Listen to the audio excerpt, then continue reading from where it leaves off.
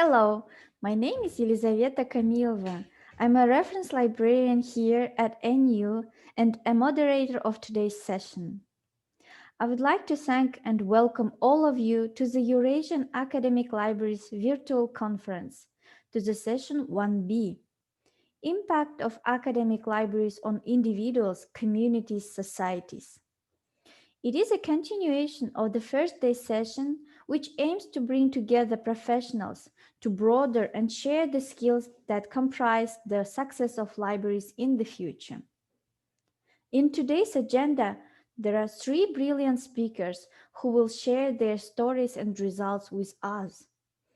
Before we start, let me remind you that you can post questions to speakers in the chat box of use Q&A option during the presentation or during the open forum.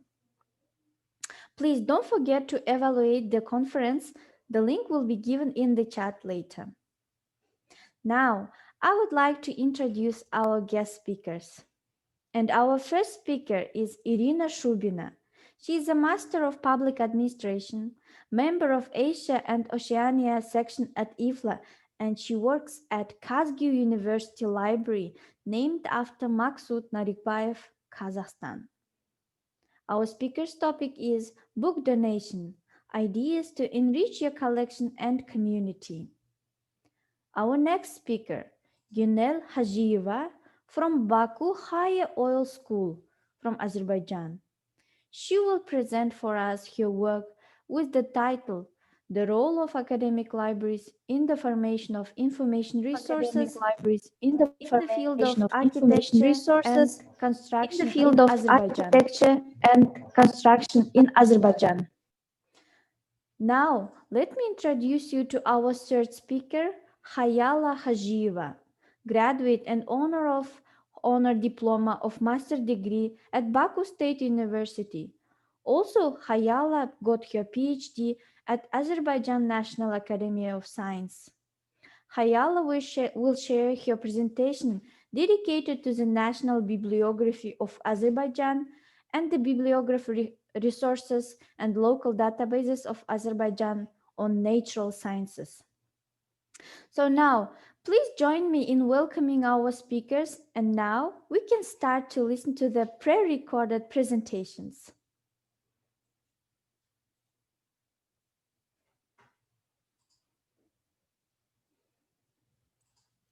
Good day, dear colleagues. My name is Irina Shubina. I work as electronic resource coordinator at the library named after Maksut Narikbayev of KAZGUU University. The theme of my presentation is Book Donation, Ideas to Enrich Your Collection and Community.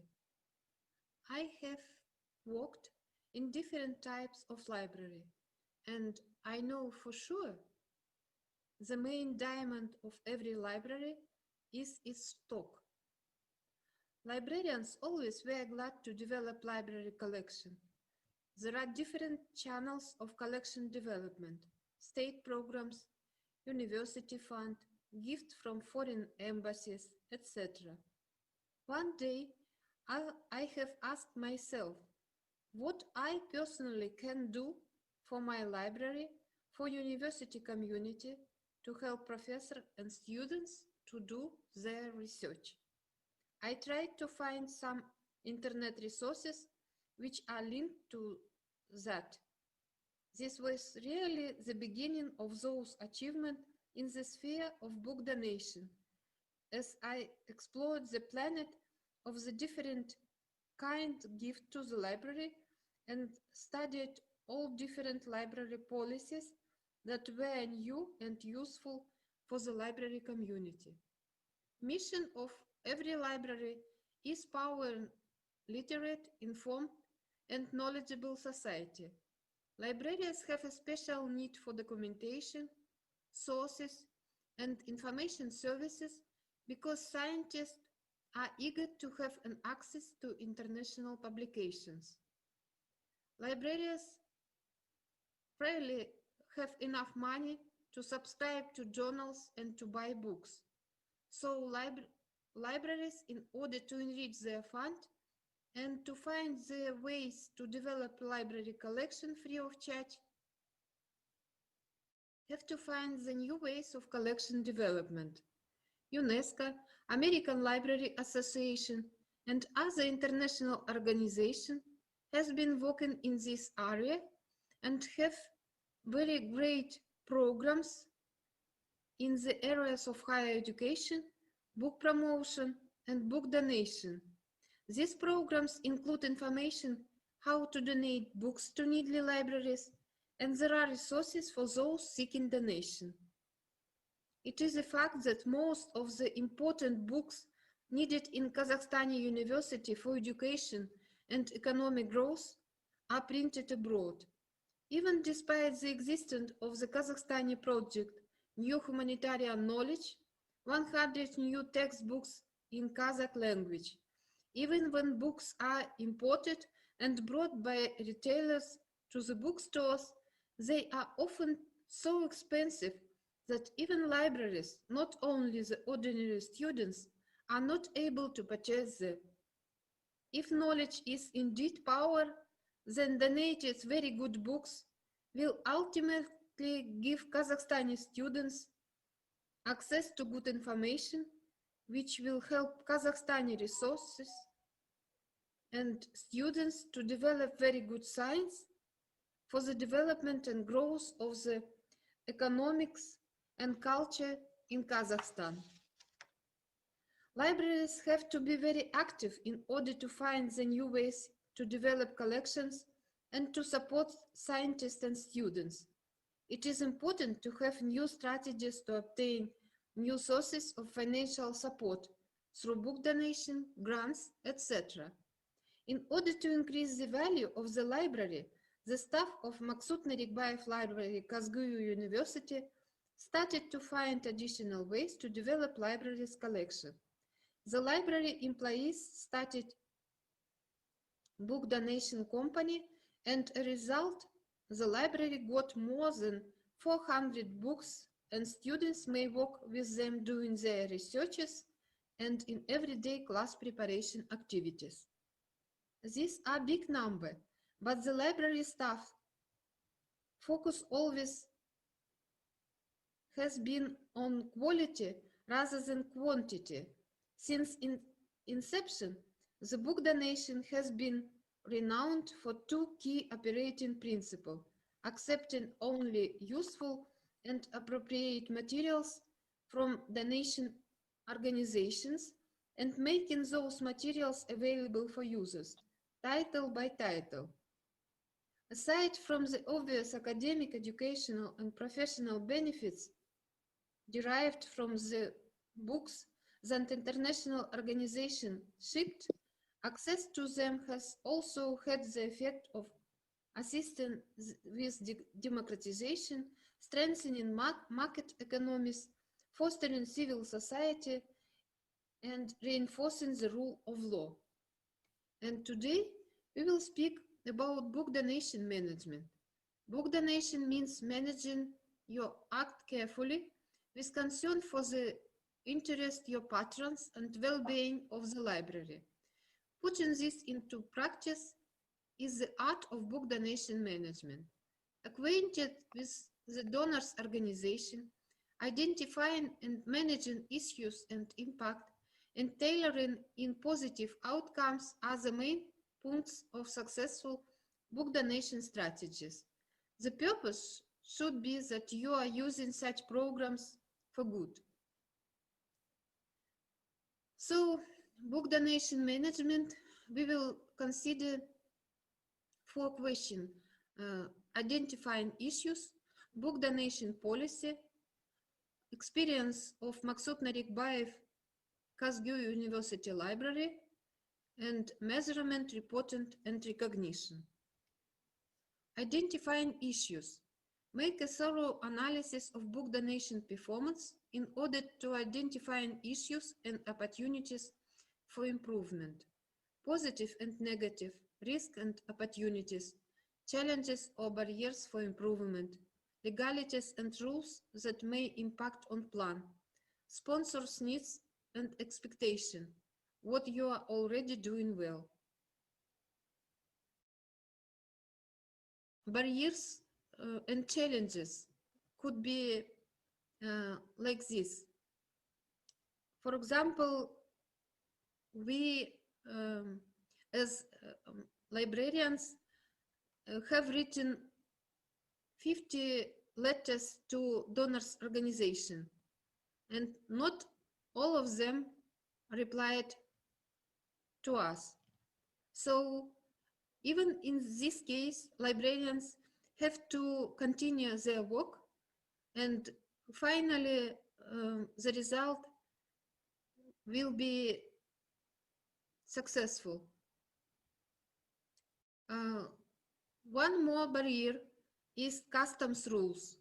It's very important for librarians to study the customs rules in their own country and to be sure that when you get book donation abroad, everything will go smoothly. The second challenge could be there are one article in internet, and it is written that many African libraries get book donation with not relevant literature, and in this case people send not appropriate literature to the libraries, and they spend money, time, and many resources, and no outcomes at all. So the librarians should be very careful and to determine all conditions before they get book donation. Book donation policy. The staff of the library, named after Maksut Narikbayev, started to explore with university libraries have special book donation program. And all leading university libraries have their own policy statement which regulates the process of book donation. For example, Stanford University libraries, Duke University libraries, Yale University's libraries, Princeton University library, etc. These guides were studied carefully, and as a conclusion by the library staff was made. Only those gifts can be accepted which support the university teaching and research or add core materials or scholarly research interest. The staff of the library wrote unofficial letters to different agencies with the request to donate books for the library. In this way could be success and failure, but librarians have to continue to do this work, because finally the library collection will be enriched. The staff should know who are the potential big donors in the community or even in the world, how and when to ask, what will make people give to the library. The staff should also thank donors in innovative ways that will make them want to give more. Donors give when they believe in an organization's missions and in its leader. Before librarians do the asking, they should learn more about the foundation they plan to approach and to familiarize themselves with the largest organization that accept and donate books and other items. Among them could be like Better World Books, Book Donors, Books Abroad, Natural History Book Service, Oxford Bookshop, etc. The library, named after Maksut Narikbayev, of KAZGUU University has 5 successful projects of book donation. The first is the gift from House of Russian Abroad, named after Alexander Solzhenitsyn. It was in November 2017. We have bought approximately 300 books. The second successful project was in 2018. We have got 110 books from Interstate Fund for Humanitarian Cooperation of the Commonwealth Independent State in June 2018. 2 times we have got book donation from American volunteer organization Darien Books Aid Plan, and last year in November, Embassy of Swedish in the Republic of Kazakhstan presented us 20 books. And I would like to underline that all gifts are valuable. The gifts consisted of classical and modern literature works, books on Russian history and culture, dictionaries, manuals on Russian language and other professional publications, also albums of Russian and Western European artists, theological works, and the books donated by American organization were in English. It was books in economic spheres, and for us it's very important because our student studied in English, and textbooks are very expensive, and we are so thankful to Darien Books Aid Plan American organization, which 2 times donated us textbooks on economics to support educational process of Higher School of Economics. You can see some photos from the book holidays when the representatives of House of Russian Abroad, named after Alexander Solzhenitsyn, presented us books. It was really book holiday with the theater, and students prepared a very interesting show, and we all enjoyed of this show. Darien Book Aid Plan, this organization finally asks us to send them the report, photo report, how students use their books. And of course, we follow all the rules which donors organization have. Embassy of Swedish in the Republic of Kazakhstan presented us 20 books last year.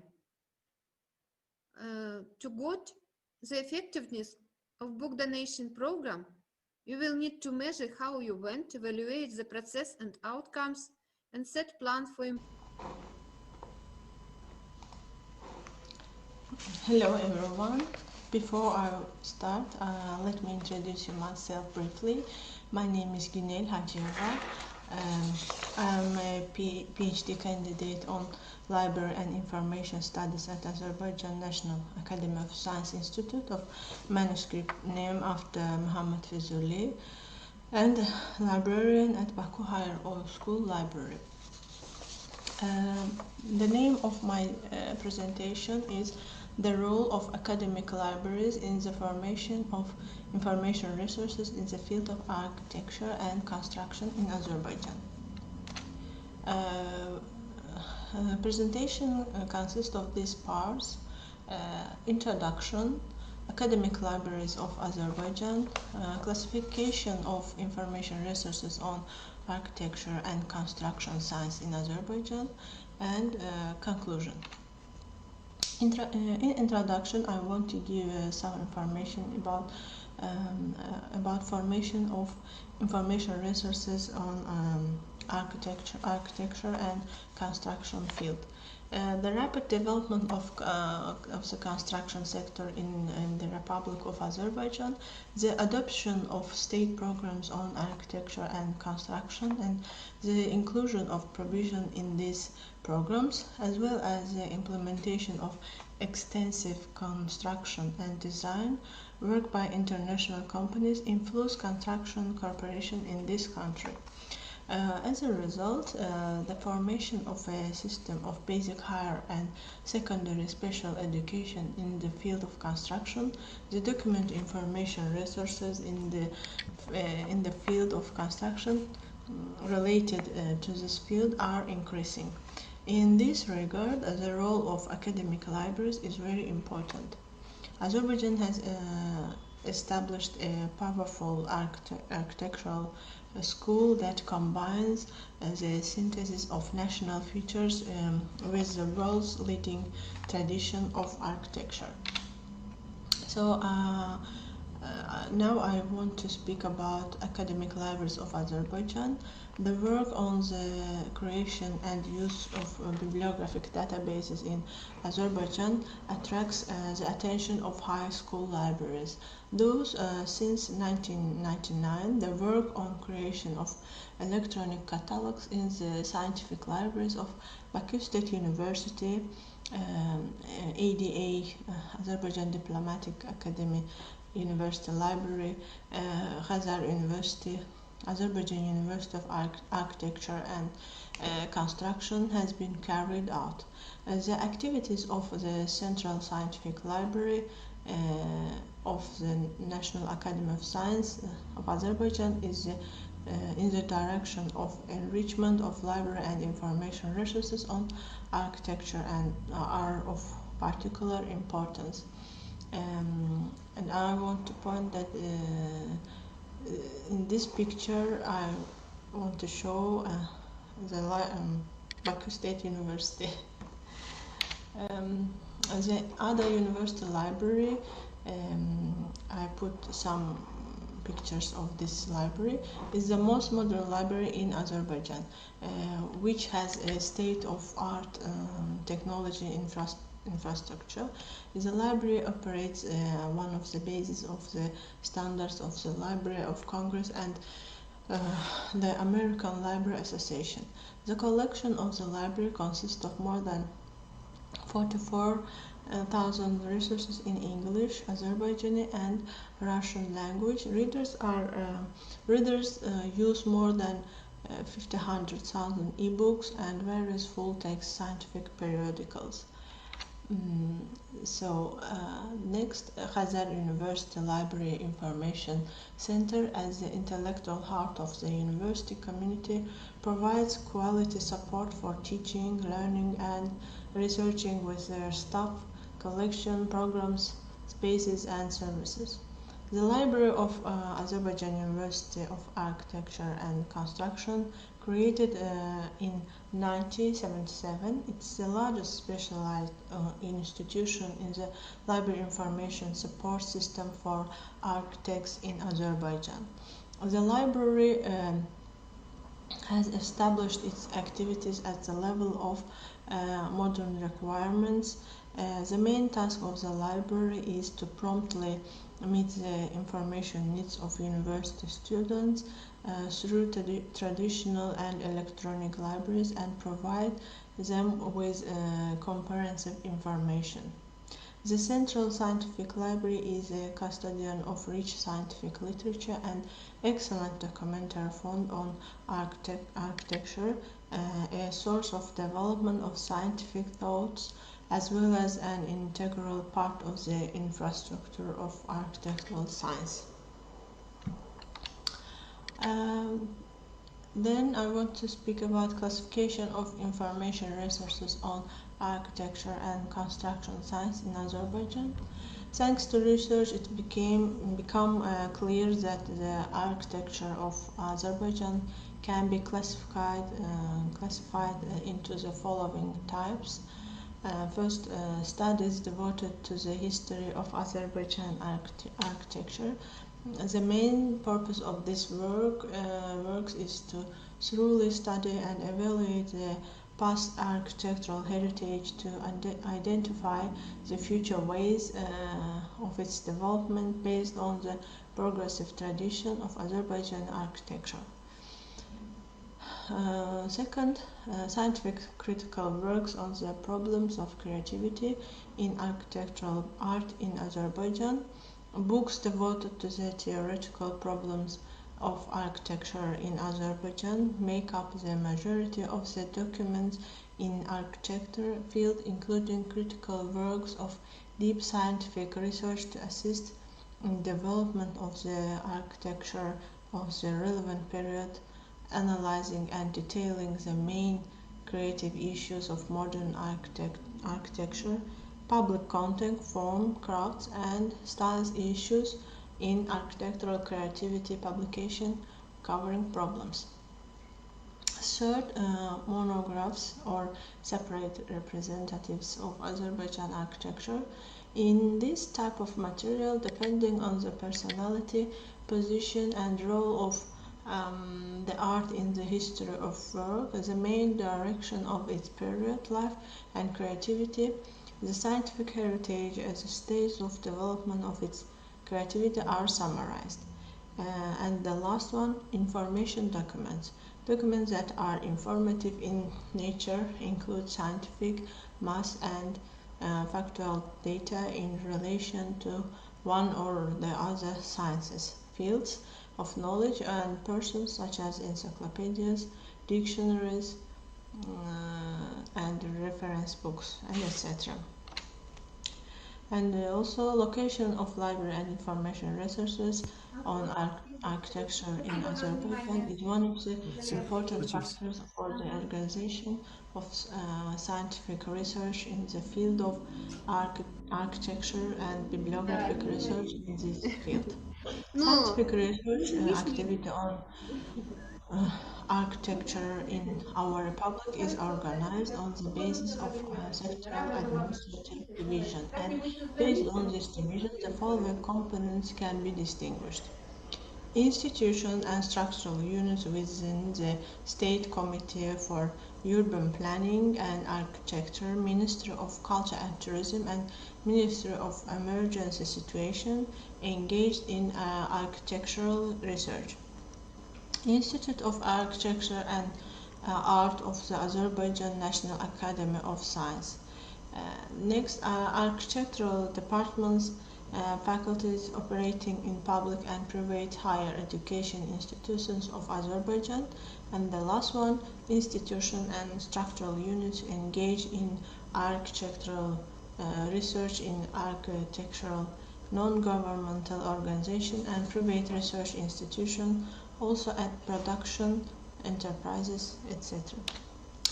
In conclusion, I want to say that to integrate document information resources in the field of architecture and construction in Azerbaijan into the world information resources and to meet world standards and modern requirements, it is expedient to address the following issues. First, creation of a constantly updated electronic version of the bibliographic index to be complied. Second, inclusion of permanent information from all regions of the Republic in electronic resources and their use for general readers. Third, application of bibliometry. And the last one, to establish a staff of highly qualified librarians and field specialists to implement the above. At present, the use of modern information communication technologies creates endless opportunities for the socialization of individual knowledge and the formation of collective thinking. Forming a society based on knowledge and information. From this point of view, enrichment and systematization of document information resources in the field of architecture and construction in our republic is one of the important conditions of modern times.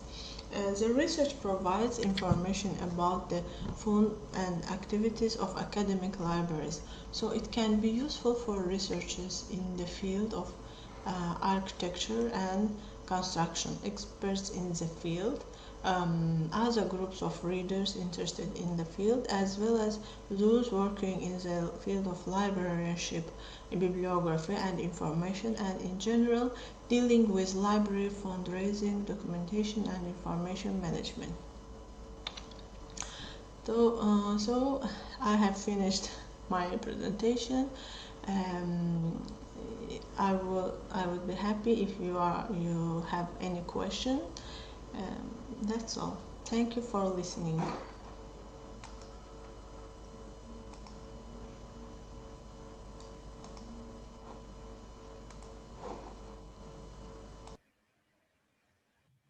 E-commerce community, colleagues, I'm greeting you from Baku. My name is Khayala Hajiyeva. I'm PhD candidate at the National Academy of Sciences of Azerbaijan. I'm also a technical service librarian at KAZGUU University Library. I'm going to share you my research dedicated to Azerbaijan bibliography called Azerbaijan Bibliography, Modern National Databases on Natural Sciences, their formation, structure, and the usage role in the Azerbaijan's library and bibliography practice. The purpose of the paper is to clarify global bibliographic databases on natural sciences, the investigation of the methodological structure, and the usage issues of such kind of databases in the Azerbaijan and in the world. The research examines two areas: National Bibliography of Azerbaijan and modern library databases, their benefit structure, methodology, and data modeling, and information sources on the national sites of Azerbaijan. Study methods of research. Observation, data analysis, and interview methods are mainly used for the learning of scientific research. This engine based on bibliography and librarianship over the years are included. Innovations in the librarianship and bibliography field have been observed in the country libraries on the years, and development trends changes have been recorded. Year by year, they are observed and increased in the number of literacy on natural sciences in the country. There was a need to create new databases on bibliography databases. Bibliography database dedicated to national sciences were formed in National Library and as well as the President Library of Azerbaijan. New personal and universal traditional bibliography guides were created. All records were improved and replaced with modern electronic databases, and the national corporations on bibliography were established. Subscription to the international databases were implemented. State policy on bibliography. From the beginning of the 16th years, several kinds of state standards were created and have been applied in the country libraries. Standard called Description of Printed Work of Bibliography and Information Publications, Standard Bibliography Description on Printed Work, Bibliography Record and Title of the Description, General Requirement and Completion Procedure, and also standard called Bibliography Writing and Bibliography Description. Standards dedicated to the library and bibliography work have been adopted and used by the different libraries of Azerbaijan in different periods. The role of the government in the library and bibliography work had a great importance in Azerbaijan. Thus, the country's libraries implement of their principles of work based on decisions, orders, replace programs adopted by the state. Also, an important legislative documents adopted by the state during the independence years are following: the law of the Republic of Azerbaijan on culture, the law of Azerbaijan Republic on information formalization and procedures, and also different kind of orders dedicated to the improvement of Azerbaijan librarianship and bibliography science. In this slide, you can see a review of the bibliography activity of Azerbaijan libraries. Here are shown the different pictures of the Azerbaijan libraries, as well as the public and the academic libraries of Azerbaijan. Bibliography workflow of public and academic libraries in the country are very different. The large developed library of Azerbaijan divided into two directions according to purpose and directions of the users, public libraries and academic libraries. There are more than 2,000 public libraries and about 16 academic libraries operating in general in Azerbaijan. The workflow of them are very different. Bibliography departments of the public libraries are operating in following directions: preparation of the print materials, formation of local personnel and typical simple electronic databases, controlization of the usage of traditional catalog systems, creation of modern electronic catalog systems, meeting the user requires and help them for search, implementation of subscription to the international electronic databases and support their usage. The work of the principals of academic libraries are following. Answer the user requires, teaching information literacy lessons, assist in the searching on databases, answering their requests to reference collection, exploring new databases, and so on. Bibliography records reflect in the workflow operation of public libraries in following forms: in traditional catalogs, in local databases, traditional bibliographic guides. The type of bibliography sources are differences as follows: bibliography lists, guides, summaries, and catalogs. Preparation of all bibliography boards materials carried out in 3 stages: preparatory, foundation, and final. Here are some samples of bibliographic guides dedicated to natural sciences. The following types of databases are differentiated: bibliography databases, bibliography index databases, full-text journal databases, full-text book databases, statistical databases, open access databases. Following advantage differentiate bibliography on natural sciences from traditional bibliography sources, make thousands of information sources available at the same time, eliminate the loss of time, eliminate the distance problem, helps narrow and expand the search on various aspects, allows the search and get results wherever network is available. Generally, creating full-text database on natural sciences requires a teamwork IT specialists, librarians, and specialists of natural sciences, formation of the type and carried out in 2 stages: logical design stage, physical design stage. The following processes are applied in the logic stage: defining of the topic, the consideration of user interests, generation of usage and statistic reports, identification of search elements, and so on. Physical design stage covers the following process: physical formation of databases, solution of technical problems, providing access, usage opportunity, creating user interface, provision of appropriate support programs in need, investigation probability with reference management tool. Local databases of Azerbaijan. In the recent years, the practice of creating simple electronic databases has become prospered in the Azerbaijan bibliography. These databases can also be considered as a more improved electronic versions of bibliography databases. The National Library of Azerbaijan has created such a database under the name of electronic database.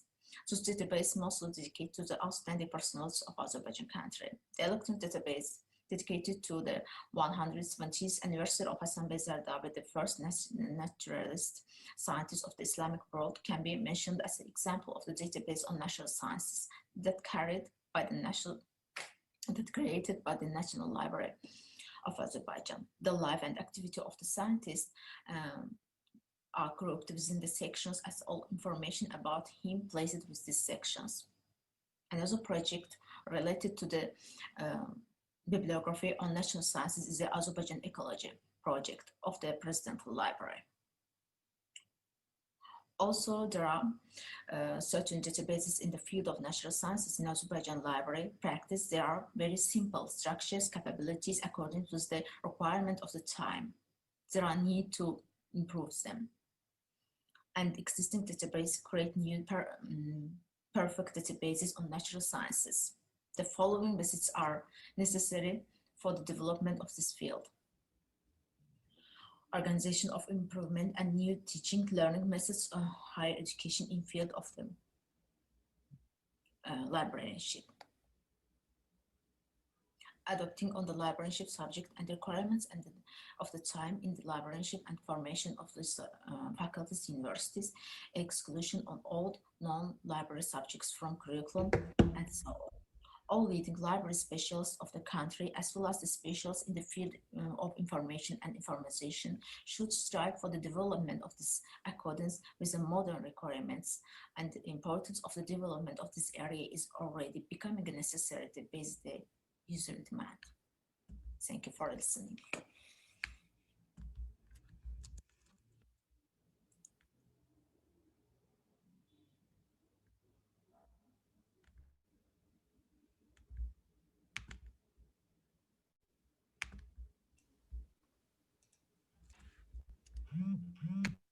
Thank you. I would like to thank our speakers again for sharing their experience and invaluable knowledge. I believe that the knowledge you have shared will help in the development of different initiatives in other libraries. Now, we are going to start the most interesting part of our session, the question and answers. Please introduce yourselves, from which institution you are, and to whom you address your question, and use the Q&A forum.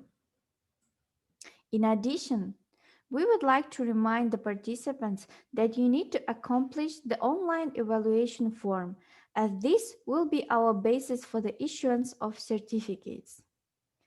We will issue certificates for participants for the entire conference attendance. Also, we encourage you to vote for the Best Speaker and Best Paper awards. The link to the evaluation will be available soon. Before we start the Q&A session, I would like to thank our generous sponsors who have made this virtual conference possible. To our gold sponsors, Wiley, Springer, Walters & Kluwer, Elsevier, Clarivate, and Microinformation IEEE. To our bronze sponsors, SPIE and EBSCO. And lastly, to the Overdrive. Thank you so much. Dear participants, please send your questions by introducing yourselves, from which institution you are, and to whom you address your questions. We have with us Irina and Halaya here online. Now you can address your questions there.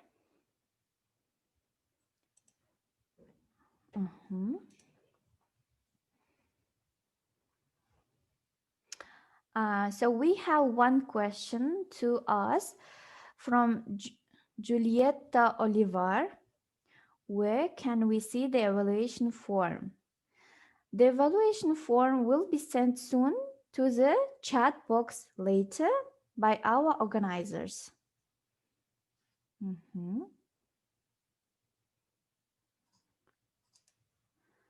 Okay.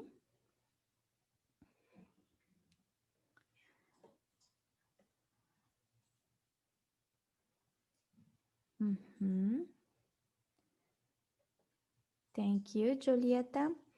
Any other questions? So there is a question from Kamola Ibrahimova to Halaya. Do you have your university repository, Kamola, WIUT, Uzbekistan? Hello everyone. We have repository, but we have created it nowadays, but it's not open for the staff and for university members and for everyone yet. We are just now working on this work.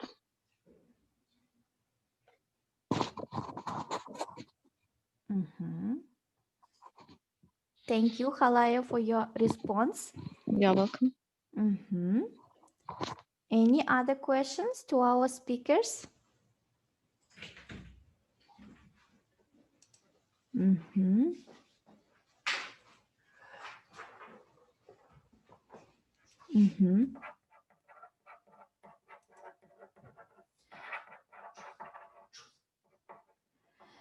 So I would like to ask one question to our speaker, to Irina.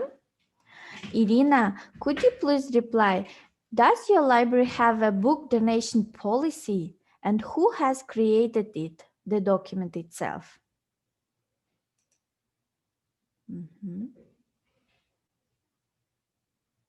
Irina?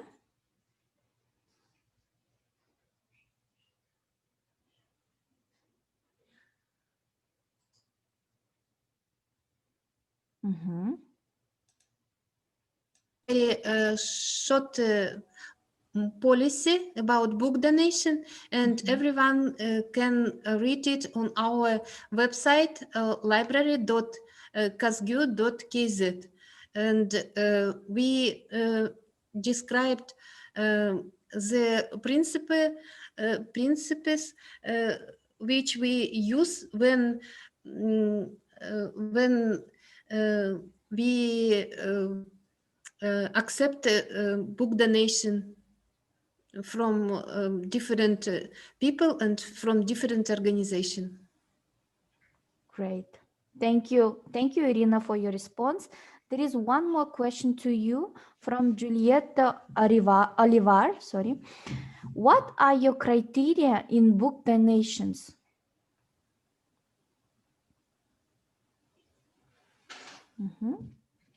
Irina?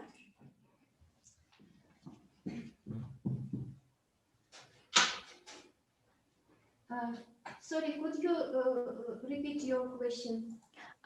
Yes, of course. There is a question from Julieta Olivar. She asks, what are your criteria in book donations? We accept only books which support educational process and will be useful for students for to enhance their culture and some ethics as well. Great. Thank you so much, Irina. One more question to Khayala. Is it planned to translate databases from the National Library into other languages?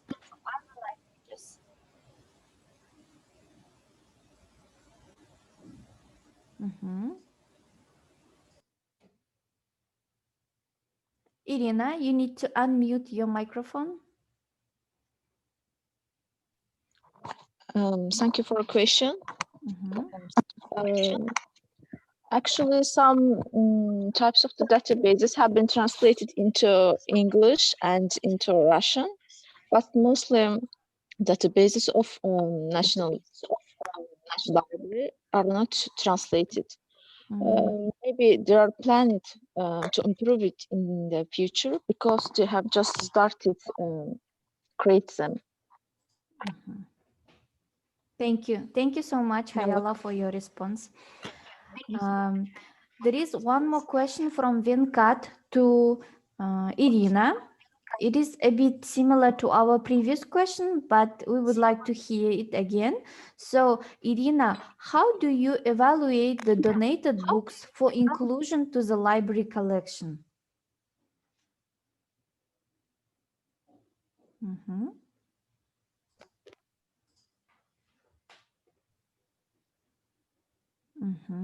Irina, can you hear me?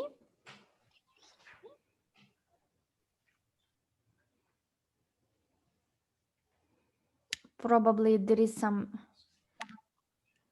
technical issues. Irina? Irina, I will the question, read my... and we accept books which support our educational process and will be useful for our students to enrich their culture and be maybe more knowledgeable. Thank you, Irina. Another one question to you. How often do you update your collection development policy? Я прослушала. How often do you update your collection? Irina, another one question to you. How often do you It update your depends collection? from our knowledge about book policy guides from world leading universities and from the world as well, because for example right now when COVID exists, of course we have to a little bit change our book donation policy. One more question from Muhammad Nadim. What kind of issues or problems you face managing book donations? Irina?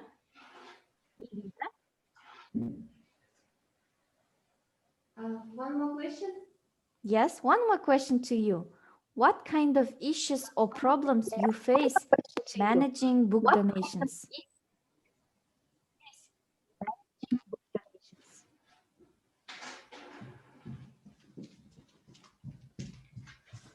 Of course, we have a lot of issues, and we try to resolve them. And I would tell that we have to be familiar with the customs rules and be ready if not all representatives of book donation organizations answer us to continue this work. And I'm sure that at the end will be will be good outcomes for community. Dear Irina, one more question to you. Criselda Iglesia wants to ask, Irina, what are the challenges or issues you encounter in book donation, since some donors are only giving books without realizing that the library has a policy for donation? How you handle this? Thank you. Irina?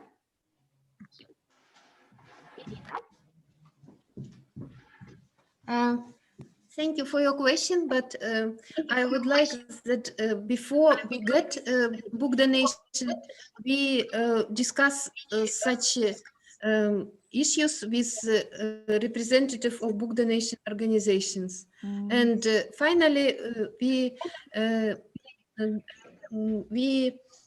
get only needed for educational process books, because first we discuss all points, and at the end result will be appropriate for us and for our educational process. Okay, thank you, Irina. One more question. Karlagash is asking, what kind of ebooks are provided in your database?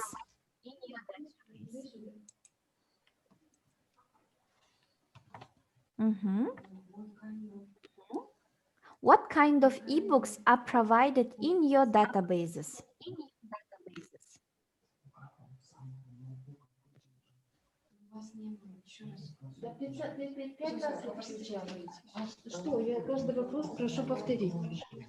Could you be so kind and repeat your question one more time? Sorry. Yes, Karlagash is asking, what kind of ebooks are provided in your databases?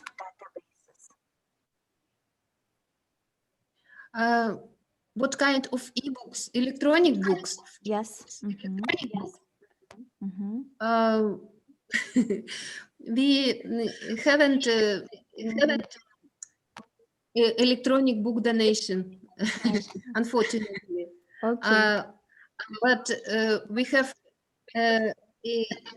our stock consists from electronic resources as well, and many electronic books are in our electronic catalog, and students and professors use them very active.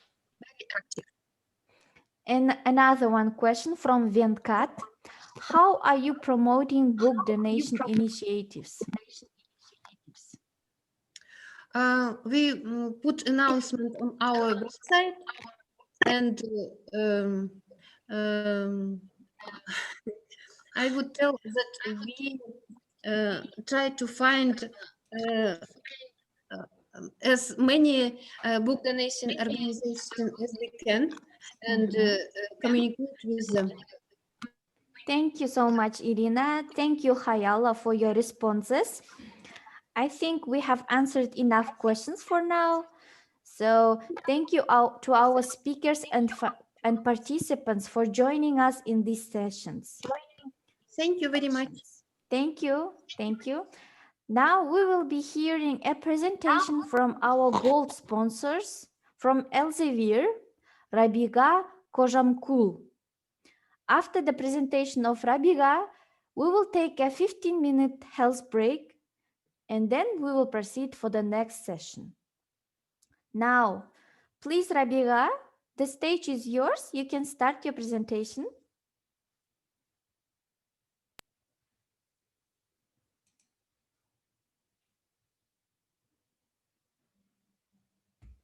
Yeah.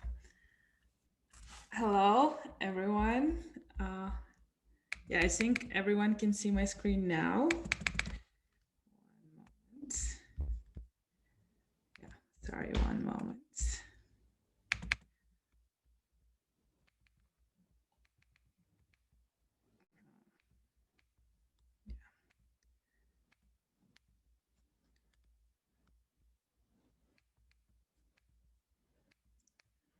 Sorry, it's not moving.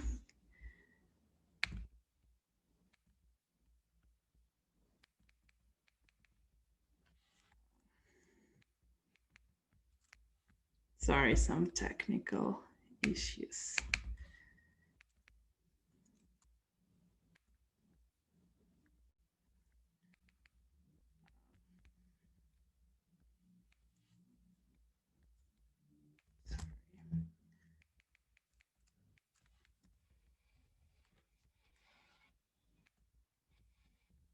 Sorry, I don't know why, but my screen. Yeah, I'm sharing. Can you see my screen? Yes, Rabiga, we can see your screen. Yeah, but like, I'm sorry, my presentation is not moving. I don't know. It's not supporting Zoom. Okay. Rabiga, you can click on F5. Yeah, I clicked it. It's not moving. I don't know. It's blocking. Zoom is blocking me from moving. I don't know why. Okay.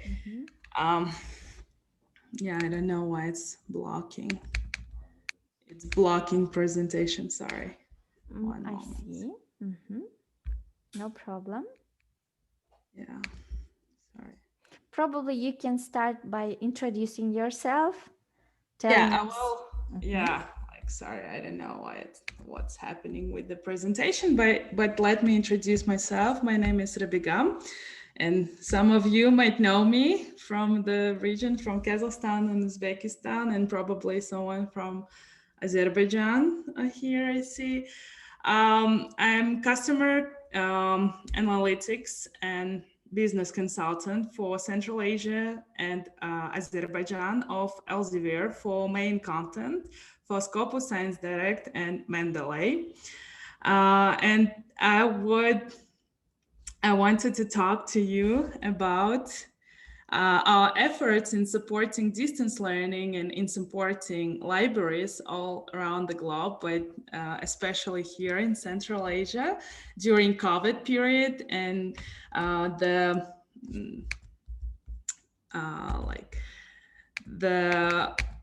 content support we are providing for the libraries and content support we are providing for researchers and students all over the globe, but especially now in Central Asia and Azerbaijan region through our Science Direct product. I'm sorry, it's not moving. I don't know what's happening. know what's happening to the presentation. I'm sorry.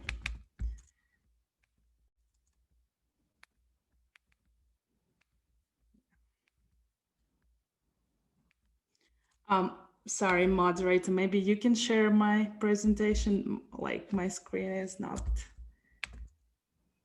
No, sorry. Okay, we will try. Yeah, so yeah, it's better. Thank you. Yeah, so next slide. Yeah, today we want to, oh, yeah, next slide. Yeah, so we wanted to present our efforts on distance learning support that we are providing for the faculty, staff, for students, for librarians, especially during this. Sorry, especially during period of COVID-19 when everybody is shifted to distance learning, and we're providing content for students for adapting to online remote learning environment. We're supporting faculty, and we're supporting like our search engines on Science Direct as supporting for search and content solution to build up online courses. And we constantly provide support for librarians to play a critical role in supporting this transition to online shift. And like as was presented by the librarians, the main request now is for the content for like online and electronic content. Okay, thank you. Next slide. Yeah, here I wanted to present our campaign, the campaign of Elsevier. It was worldwide campaign starting March when everything started with COVID-19 situation. For we opened access for 286 books, and we had a lot of book usage, so we can see that it helped many faculty and students and many libraries to maybe enhance their content, to help shift through, for distance learning and to help shift for online course creations. And here we're presenting data on usage of free COVID-19 content books for Kazakhstan. And as you see, there were quite a lot of usage in a lot of fields, and especially in engineering fields and in social sciences fields and life sciences fields. Yeah, next slide. And three pillars in which Science Direct is helping and supporting online learning. We are supporting with the relevance of content. We provide the right content for the different level of education. We help in discoverability, so we provide trustworthy content found at the point of need, and we provide flexibility of the access. Since everybody, like libraries and librarians, were during the COVID time, they were facing a lot of difficulties to provide online access to both faculty, staff, to everyone. And we try to help them. So let's go, next slide. Let's see how we try to help with the relevance.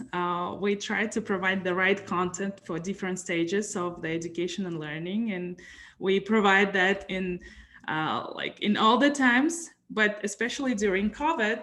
Yeah, next slide. During COVID, we also try to provide with our Center for COVID, for novice COVID infection, we try to provide support to faculty and graduate learners through providing journal content and review articles and all the preprint content made free and available to everyone. And also we provided books available for undergraduate learnings and for the libraries, for pedagogical, to help faculty there in the field and to help librarians in the field to provide relevant, on-time content to all levels of education. And we are like, even not in COVID infection, we always provide relevant content to our customers. Yes, next slide. Thank you. Yeah, so we tailor content for undergraduate and grad courses, and like you can use it in distance learning, all the reference books,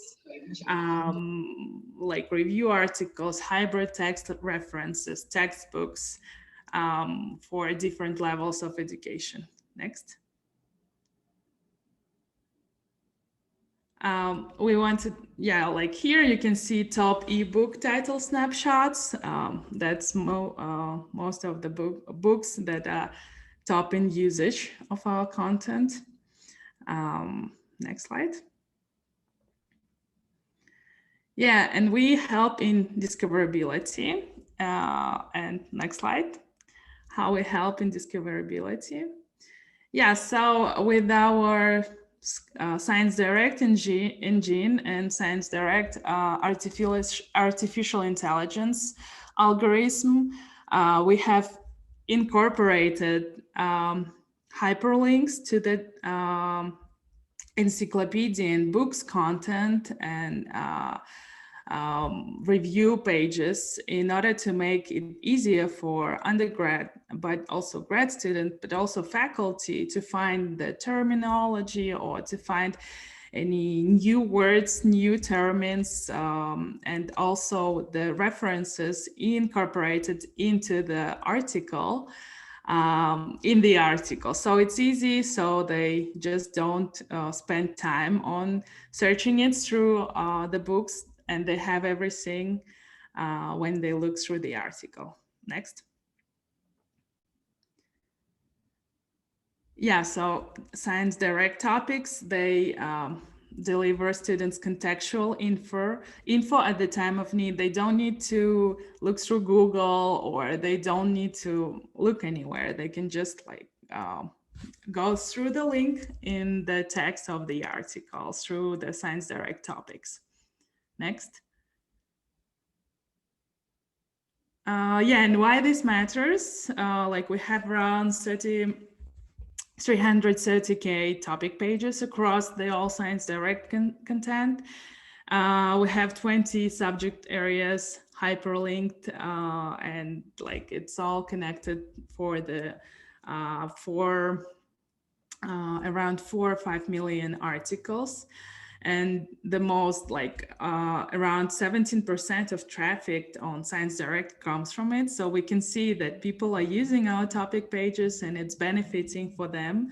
And especially we have like during COVID times, we have noticed that it's benefiting for undergraduate education and online course creation. Next slide. Topic pages, they support students' needs. They like, especially for the workflow of novice researchers, of new people in the research who still have a lot of questions and will be having a lot of contextual questions. And we provide access on ramp into advanced scientific texts and encourage credible and authoritative citable material usage. Next slide.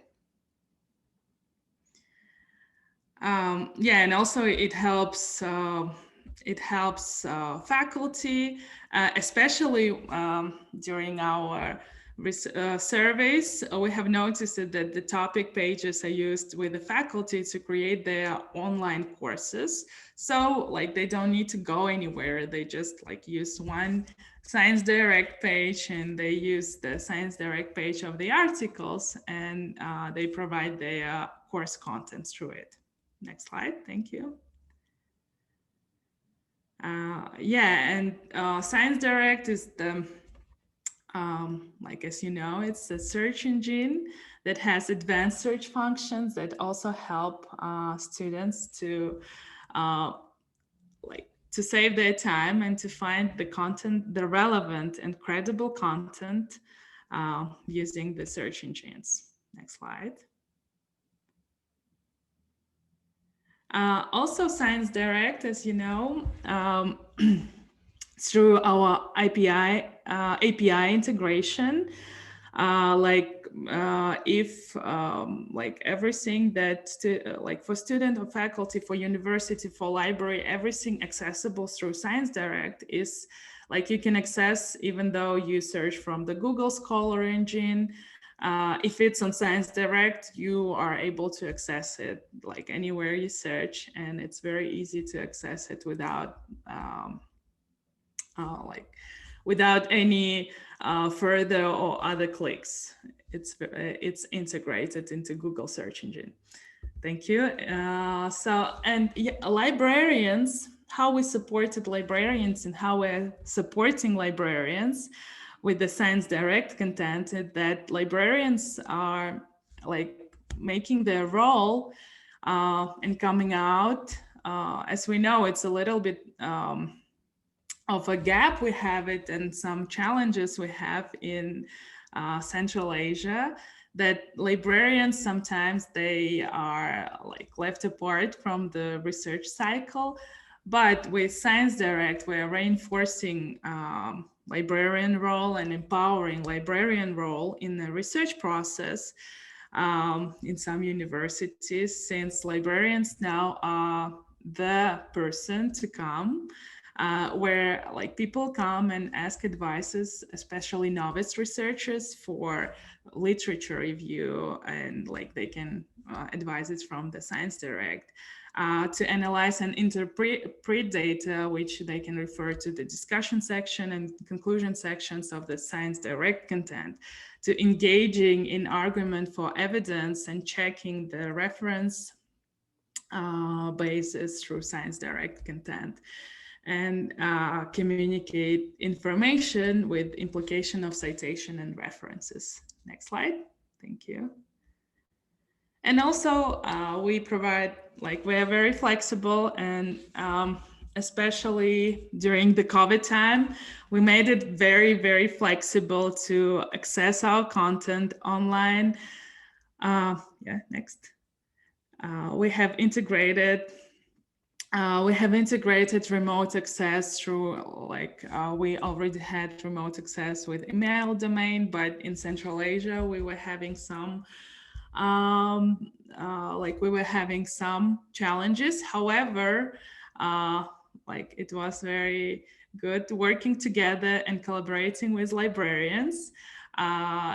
We have opened gates to people to access everything on distance, and opening library content to all the users through the distance. And we we provided access through different ways, through different pathways, and we are still helping librarians, and we will be, like, always there for you, for all librarians, to help you guide through all the researchers you have, like novice or mature researchers, to guide them through the content you have. And we provided webinars, and we're like happy to provide any support to any library. You can reach out to me. We have provided webinars with libraries to the researchers, to graduate and undergraduate students, to guide them through the research process. And also, I wanted to announce it to all the librarians here. We are eager to support, and we are always there to support librarians. And now we have a librarian resilience hub. And we had a lot of users during pandemic there. And you can always go there. We have certification courses. We have courses for librarians, and you can always refer there. Novice librarians also, so they can guide through the process there. Next slide. Yeah, if you have any questions, I'm here to answer them. We are always there to support libraries, faculty and staff, and especially librarians and researchers. So if you have any questions.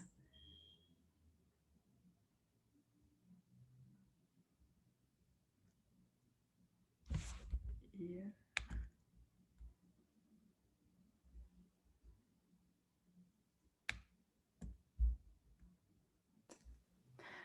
Thank you, Rabiga, for your great presentation. My name is Kozhaeva Altanai. I'm a manager from Patron Services in your library. And now we start day 2 health break. And now we will have 15 minutes health break. And after the 15 minutes, please don't forget to join to us again. Thank you. Bye.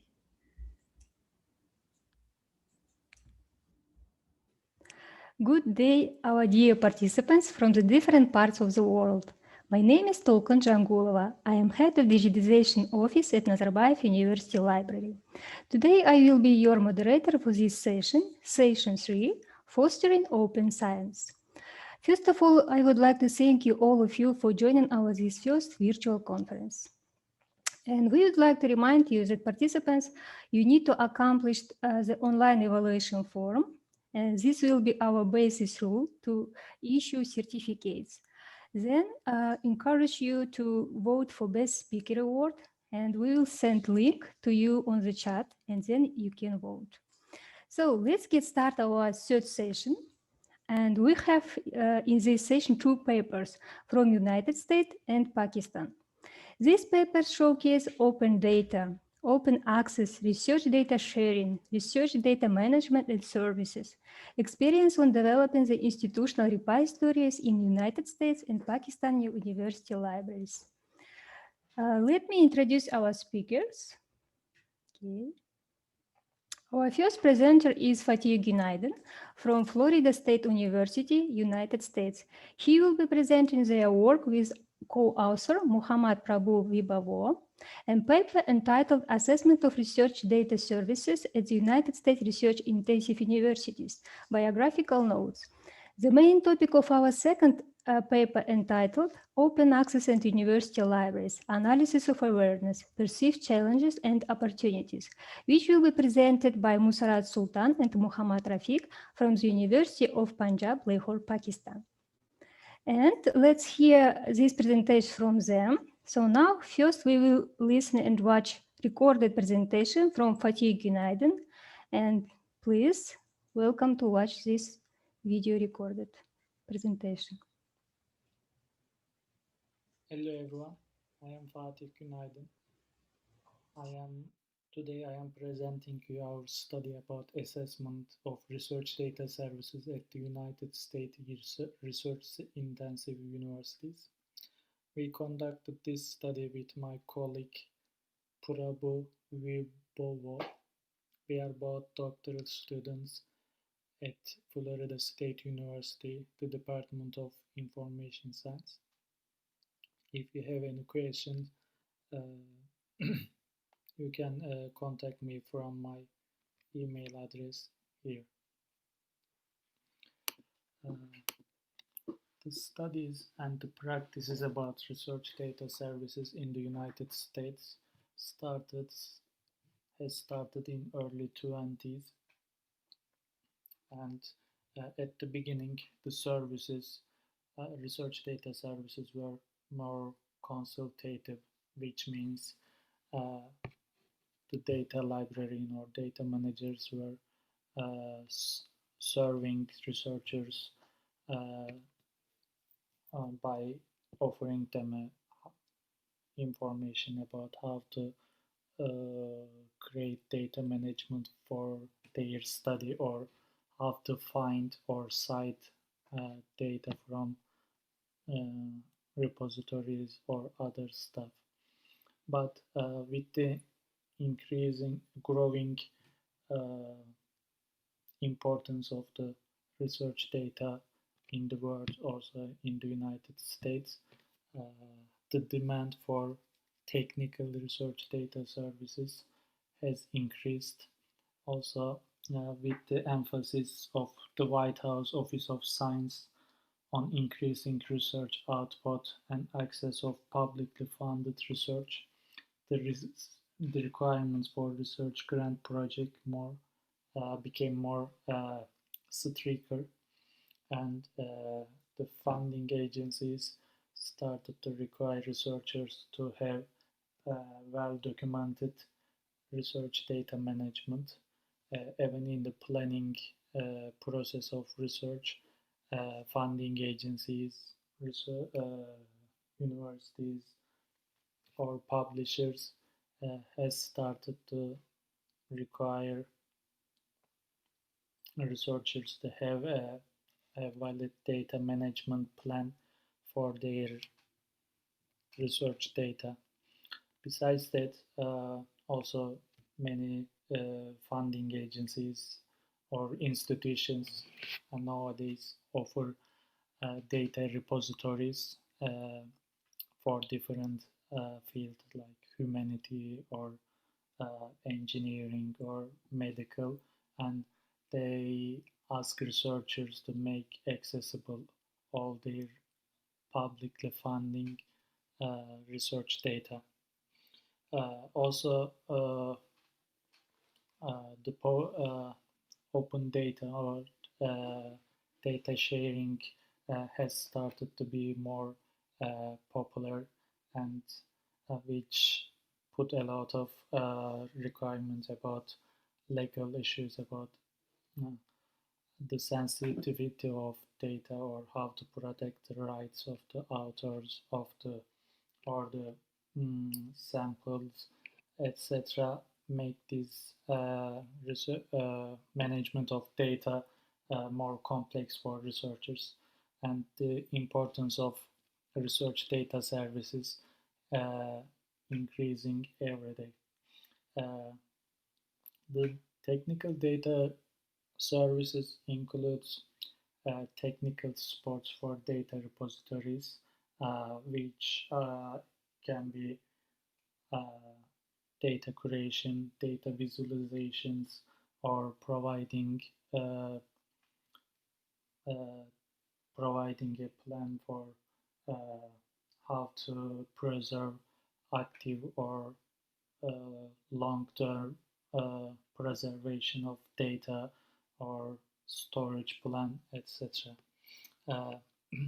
When we see this all information, we decided to explore current practices of research data services to help developing strategies for sustainable research data services and investigate the current status of open data policy in institutions and technical services in research data services, and if there have been any changes in the types and levels of services after the study of Tenopir et al. The study of Tenopir and her colleagues published in 2012, and it collected data from the academic librarians about the service types in 2012, and it's this study mainly comparing the results with Tenopir's study and try to look if there have been any changes in the types and the level of services.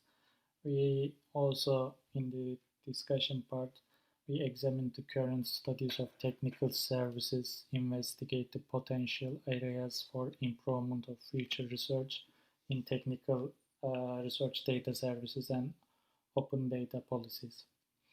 We had three main research questions for this study. These are: how is the current practices of technical research data services among research-intensive universities? What are the trends of research data repository practices in research universities? How do research institutions develop their research data management policies? In university environments, research data includes many formats such as raw research data, sensor data, interview transcripts, text or any multimedia, and so on.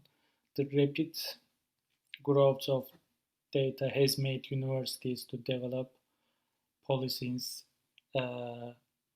data creation or data management infrastructure, and platforms to manage research data. So data management, research data management is an umbrella term. It's covering the organization of research data, so it can be retrieved and reused by all the users it served, all taking into account technical capabilities, ethical considerations, legal issues, and other stuff. Research data services are mostly places or programs.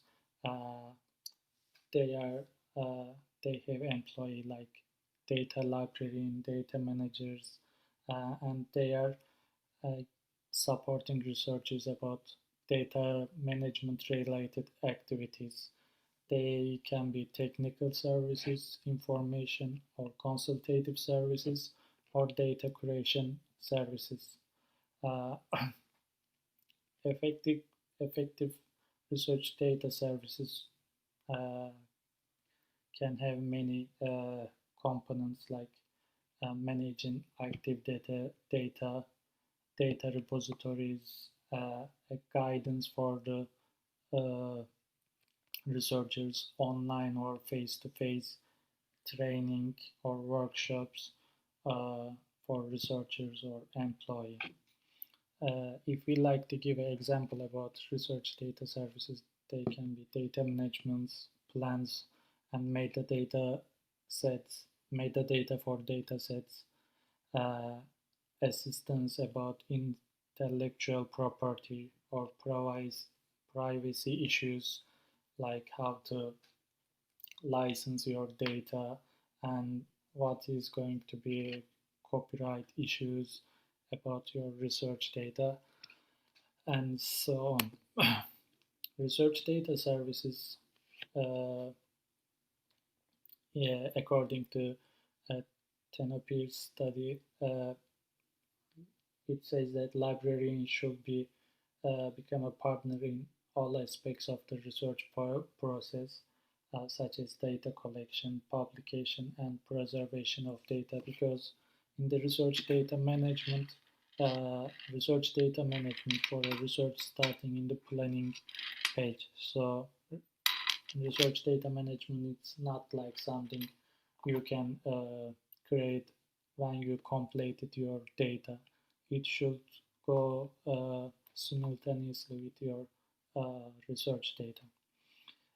Association of Research Libraries, ARL, a member found that almost all of the universities in 2013 offer at least one type of data support service, and almost 3/4 of them offer services that specifically support research data management, and they were planning to expand their range on data services in 2013.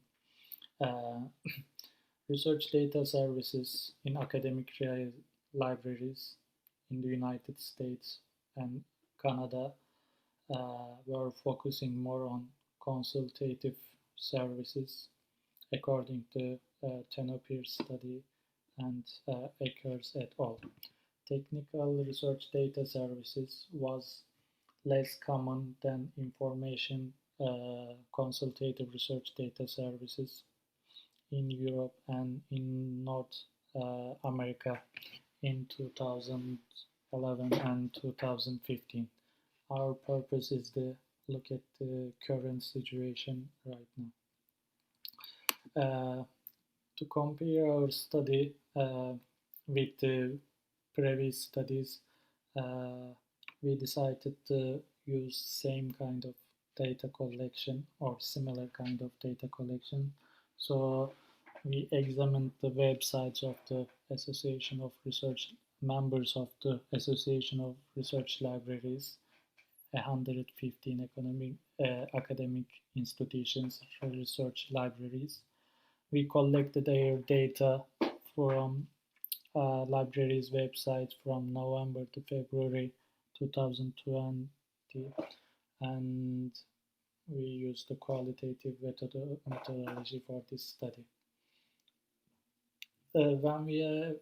Before collecting the data, we decided to answer some questions. These are the library and the university having research data services in place? Does the library provide technical research data services? And we had a list of technical research data services. And does the university library have an institutional data repository? For that, near the institutional repository, it should be specific dedicated data repository. Does the university library have an open data policy? I mean, some university has data policy, but we were specifically looking for open data policy.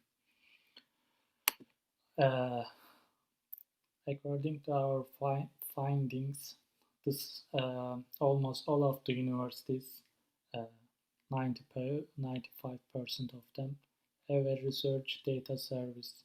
It can be just consultative or complex, but at least most of them have some kind of research data services. All institutions provide some sort of training via workshop or templates. It can be face-to-face or online consultation on data management plan. Even though some universities does not have research data services, they have a library, and then they provide some training on their websites. The majority of the universities have websites, a specific research data service websites or web guides as a part of their library websites. Most of the libraries are currently offering data curation services to their researchers, which is really high number, 83% of the libraries. And data transfer support and digital assets management discovery system, these are considered as a technical research data services. It's still really low. It's lower than less than half of the universities. Also, we checked if the university has a repository or dedicated repository, or if they give advice about the data repositories, and if they have open data policy, and or if their websites have any information about open access and data sharing, if they ask any information about that. And the numbers were actually really not good. Almost all of the universities has repositories.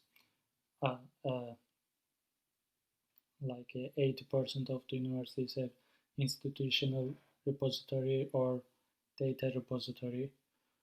Most of them give advice on the data repositories according to data type, if it is a medical data or engineering data or humanity, etc. Half of the universities have dedicated data repository, and only half of the universities have open data policy.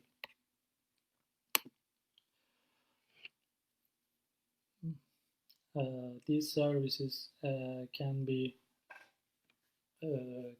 considered as a consultative research data services, like consultation about how to find and cite data, how to make data licensing or metadata enrichment, how you can create a metadata for your data sets or something. And only half of the university says information about data licensing, which is parallel to open data policy. It's still around half of the universities, and almost 60% of the research data services provide support for creating or transforming metadata for datasets. Metadata is important to make your data accessible.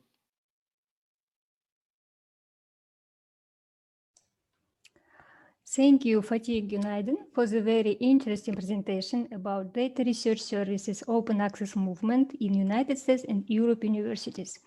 We need to stop this presentation because of time limited, and I would like to invite our next speaker, Dr. Muhammad Rafiq, with paper, Open Access and University Libraries, Analysis of Awareness, Perceived Challenges and Opportunities. I would like to briefly introduce Dr. Muhammad Rafiq. He is currently serving as Associate Professor at the Department of Information Management, University of Punjab, Lahore, Pakistan. Dr. Rafiq has over 20 years of experience in teaching undergraduate and graduate courses, conducting and supervising research, and administrating libraries and archives of government and non-government organizations. Dr. Rafiq, also holder of the J. Jordan IFLA OCLC Early Career Development Fellowship, ACIST Best Paper Award, and also Fulbright Fellowships. So Dr. Rafiq will join us live and will give presentation live. So please, Dr. Rafiq, welcome to present your paper.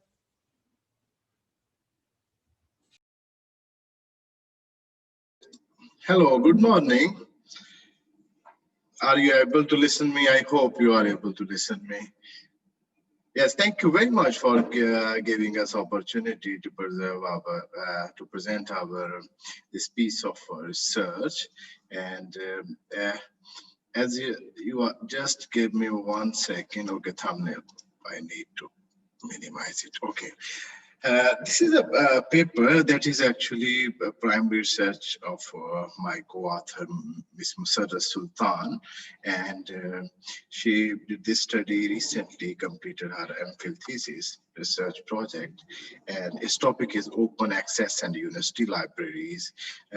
We explored about the level of awareness, perceived challenges, as well as the opportunities among the library professionals. What we will cover, I will try to shortly cover these areas. It's something like background of the study, what was the major aim, and just one slide on literature, what was available on the topic.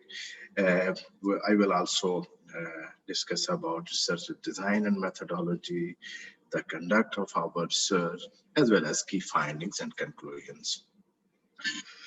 We are well aware open access is very much on the talk in recent years, and our actually operational definition that we opted for this study is, we believe open access literature is digital, online, free of charge, and free of most copyright and licensing restrictions. And what makes it possible is the internet. And we are well aware that open access itself is flourished because of this internet availability and the blessing of internet that we perceive. As well as there is a consent of the author and copyright holder that is also contributed a lot about the development of open access. There are majorly two models, green open access and gold open access, although there's also some other couple of other models that have been emerged, for example, black open access and so on. But we focused on majorly two open access models, that is gold and green. Green mean where author publish in a subscription-based journal, a traditional-based journal, and then after publishing, author is responsible, or he or she takes initiative to post, to publish usually in a repository, open access repository, his her preprint article or postprint article. It depends on the publisher's policy and the copyright agreements. Gold open access, where the it's a freely, permanently open for the users, but here author pays all the publishing fee and the processing fees. What is the background? Actually, we are well aware open access is taking valuable status in the field of education and research. It is very much popular, and we can say it's an alternative paradigm that emerged in recent years for the to access the literature, especially scholarly literature. And last few years, not few, publications of open access material is multiplying at a rapid pace. Even different organizations, institutions, as well as the countries adopted open access model for to make it available, their prestigious or scholarly information to the masses. It also brings promising opportunities, but also along with new challenges. Academic libraries, of course, stewardship, they are involved in the stewardship of knowledge from centuries. They are the gatekeepers of the knowledge from centuries, and now they are also playing very important role in production, preservation, as well as the dissemination of scholarly information.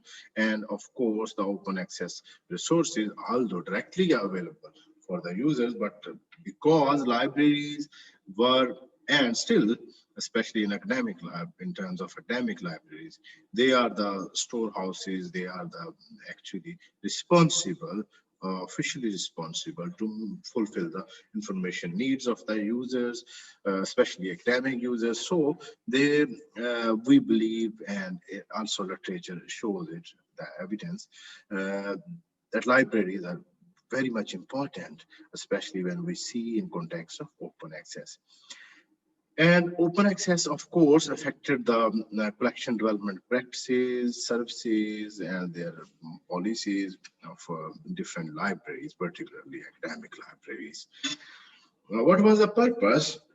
We were interested to know about what is the awareness level among the libraries, especially university libraries, and what are the challenges that they perceive that are affecting their open access practices, their practices of information management, information collection development, especially in terms of open access resources.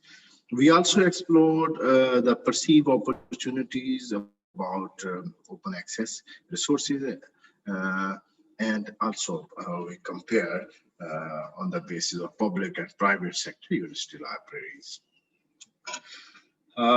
When we see the literature, the availability of literature, we found a gap.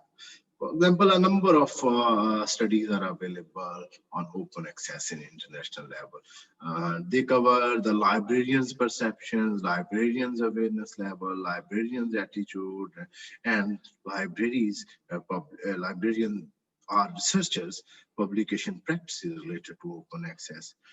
However, when we talk about in context of Pakistan, we found only 3 studies. There was a study of Ms. Kutab and a couple of studies of Mr. Sheikh, Arslan Sheikh.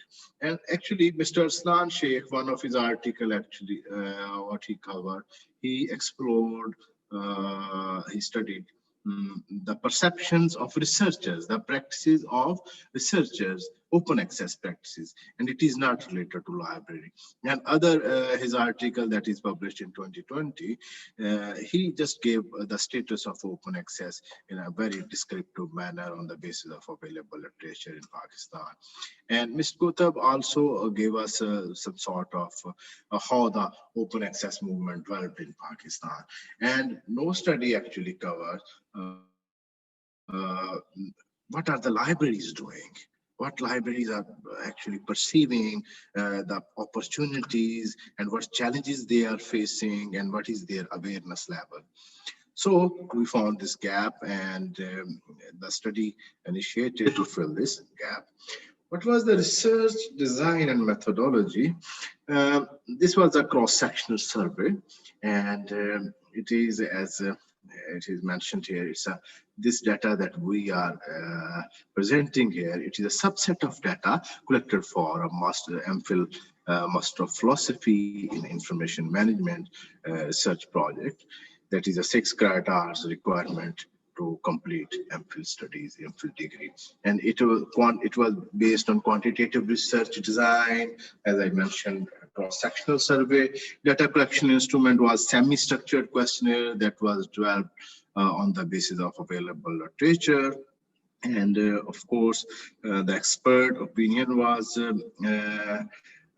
asked for different, I think so 6 experts about their opinion on the validity and you can say the suitability of the questionnaire items. And after that, necessary changes were made.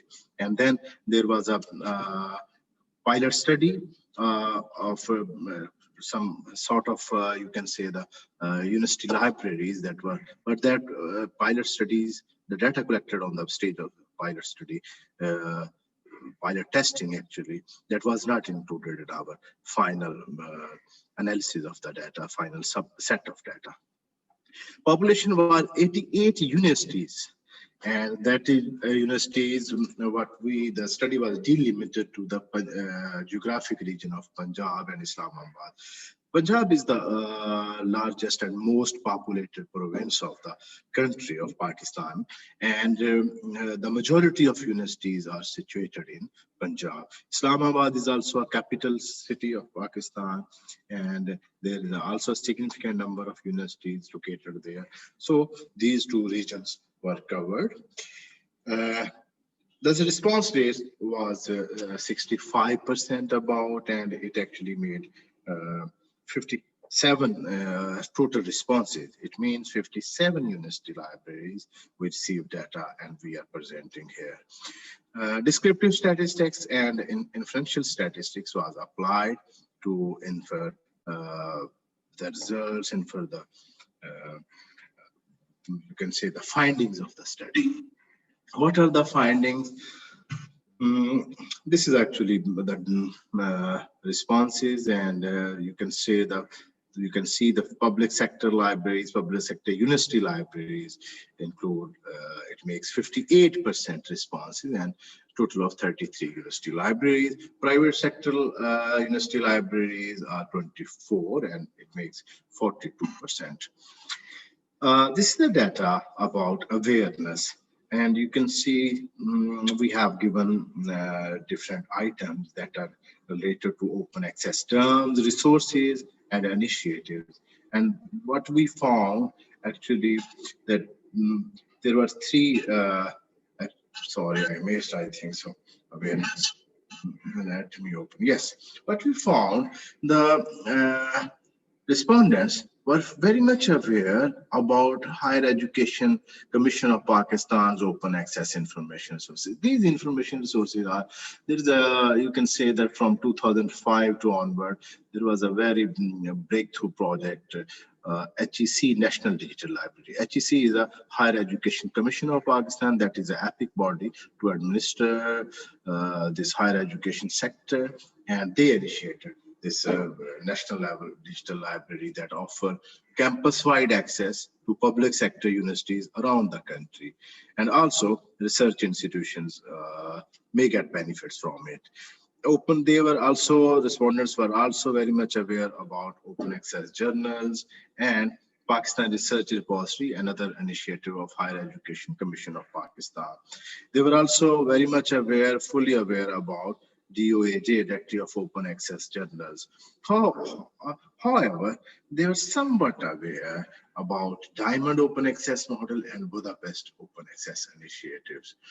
And when we talk about other statements, for example, self-archiving, open access thesis and dissertations, black open access, registry of open access repositories ROR, and DOAB, Directory of Open Access Books, as well as NDLTD, very major. They were moderately aware about these. And when we talk about opportunities, what we see, we have also given a set of statements, given a set of opportunities, and asked our respondents to rank these opportunities on a 5-point Likert type scale. You can see here as a note. We find that people see that open access resources offer free access. This is a great opportunity. We believe this is very much important, especially in terms of developing countries, where universities, institutions, as well as individual researchers, actually this don't afford to buy different sort of scholarly material by paying a lot of money.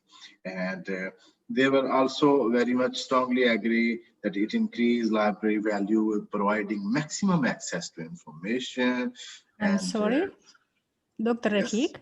I'm sorry that I interrupted you, but because of time limited, could you please summarize your presentation? Thank you very much. Thank you very much. Thank you very much. Okay, and so what we find that about challenges, there were 3 major challenges that were identified. Top challenges, you can say there was a lack of additional resources, that is staff, effort, time, inadequate tools and infrastructure. They are also facing problems. They are facing also difficulty to track changes in dynamic open access resources. So what we found, as I mentioned, what we recommend actually in terms of awareness, there should be active programming of seminars, workshops, conference to aware the libraries, library professionals, as well as the users about the benefits of open access. And it should be also the part of curricula of library and information science schools. In terms of opportunities, we see, as I mentioned, the free access is a big increasing library value, especially is very much popular in terms of developing countries context, and also helping the library to cope with shrinking budgets. And there was also no difference. There was no difference between the public sector university library and private sector university libraries on the basis of their perceived challenges, in terms of perceived challenges, awareness and opportunities. And we also recommend to provide extra funds for libraries and develop their infrastructure and acquire tools, as well as for doing programming. And what are the implications? We believe that the results, the findings of the study are have theoretical implications for academic and researchers, as well as the practical implications for policy-making institutions, university libraries and library administrations, as well as library schools and professional associations. Thank you very much, and these are our references. Thank you very much for your interest and patience here. Thank you, Dr. Rafik, for the very great presentation. I would like to thank you, our 2 presenters, for sharing your very great and worthwhile experiences with us and your research in open data and open access. And I'm sure that many librarians learned a lot from your presentation, from your papers, and they will also implement in their libraries research data services and create open access repositories. So now we will be entertaining some questions from our participants. Please kindly make use question and answer boxes. And just to manage our time properly, we will have not more than 5 questions. So I would like to ask, put your name and your country and to whom you're addressing your questions. So questions will be not questions which are not answered during this live question and answer will be gathered and sent to the appropriate speakers by email. So, I think so. There is one question from Venkat. Yes. Yes. Do you have open access policy for university libraries in Pakistan? Venkat, there is no open access policy. I will say that even on national level or provincial level, there is a no open access policy. And same case with the universities and university libraries. But people are thinking about it. As per our data concern, we asked about any policy, but there is a no policy. And I also have questions for you, Dr. Rafiq. And Yes. I have searched and understand that in Pakistan, you have like one national big Pakistani research repository, yes? And Yes. could you please share with us how it was created, initiated, and how many university repositories involved for this project? Okay. Pakistan Research Repository, as I mentioned, in 2004, 2002 to 2004, University Grant Commission, the epic body to administer higher education sector of Pakistan at that time, that was converted into Higher Education Commission of Pakistan with an extended mandate to actually to flourish, to establish, to develop higher education sector, to play a very vibrant role in emergent knowledge-based economy. So they took many initiatives, and one of the initiatives was Pakistan Research Repository. Initially, it was planned that whatever the research will produce from Pakistani university, that will be available through this Pakistan Research Repository. And what they did actually, they are collecting PhD theses right now from the date it established, and they are digitizing it and making it available. And they have the plan to also provide open access to MPhil-based theses as well as faculty publication. But right now they are focusing on PhD thesis and dissertation to provide it online. And they have established some sort of mechanism. Library universities are responsible to provide the soft copies whenever any PhD completed. And even that degree is not awarded, that degree is not recognized by higher education unless that thesis is submitted in that repository. Okay, thank you for very informative answer. And I would like to ask second question from Fatih, address for Fatih Günaydın. So yes, I am listening. Okay.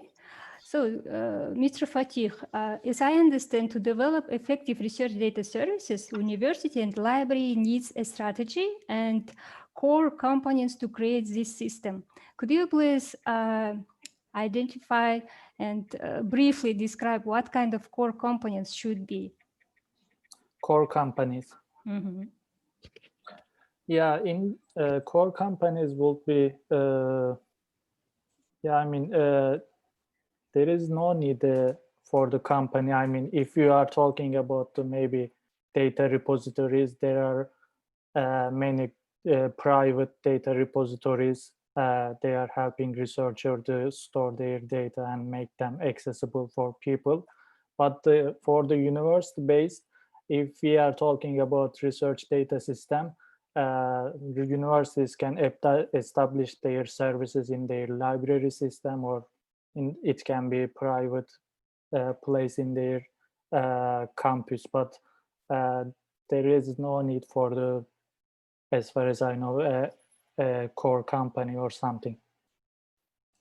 But collaboration with maybe databases or other stuff can be helpful, but I cannot say we need a core company. Thank you, Fatih. And next question also for you. Do Florida State University establish research data repository? In your repository, do you establish this kind of repository? Yeah, Florida State University has a repository, but it's an institutional repository. They accept data, but it's not a dedicated data repository. I mean, they include all kind of records from their researchers or other stuff. Data repository in the United States, it's actually new thing and improving right now. Mostly, highest universities, they have a really good budget, have dedicated data repositories. I can say maybe Illinois University, Harvard, Berkeley, or North Carolina University. They have a dedicated data repositories, and they are investing a lot of money on that. Yes. Thank you, Fatih. I think we have other questions from Muhammad Sajid Mirza, and this will be our, unfortunately, last question. So this question for Dr. Rafid. What is the status of open access research journals in Pakistan? We cannot hear you, Dr. Rafik. Yes, I think so. It's okay now. Actually, right now, one of my students is doing his PhD dissertation on this area, and there are 476 around HEC recognized journals. Higher education also recognized journals, and that recognition is required for the promotion of academicians, teachers, and university instructors. So right now, almost 472 journals that are publishing from Pakistan that have been recognized by Higher Education Commission. What we see that how many are open access. Higher Education Commission is pushing these journals from especially from last 1 or 2 years, to switch over on to use open journal system and publish their contents online. But there is no data available, as per my knowledge, that tells us that actually how many journals are practicing open access and what sort of open access.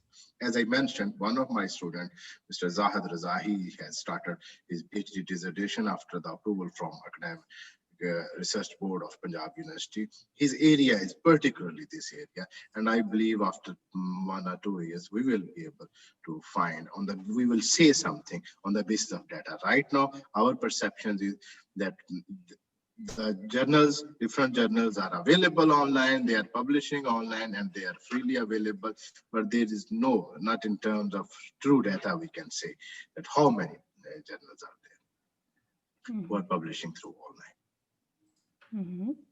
Thank you. Okay, thank you very much, Dr. Rafik. Yes, it was so interesting to hear your presentations. And I think we have answered enough questions now. So that's all for this session. And thank you to our speakers and participants for joining this session. And so before we proceed with the next session, we will be hearing a presentation from one of our sponsors, Mr. Ahmed Al-Alwani, product presentation, Walters Kluwer. So, dear Ahmed. Hello there. Okay, so virtual stage is yours. Thank you so much. Let me start sharing my screen. Yes. Please let me know if you can see it.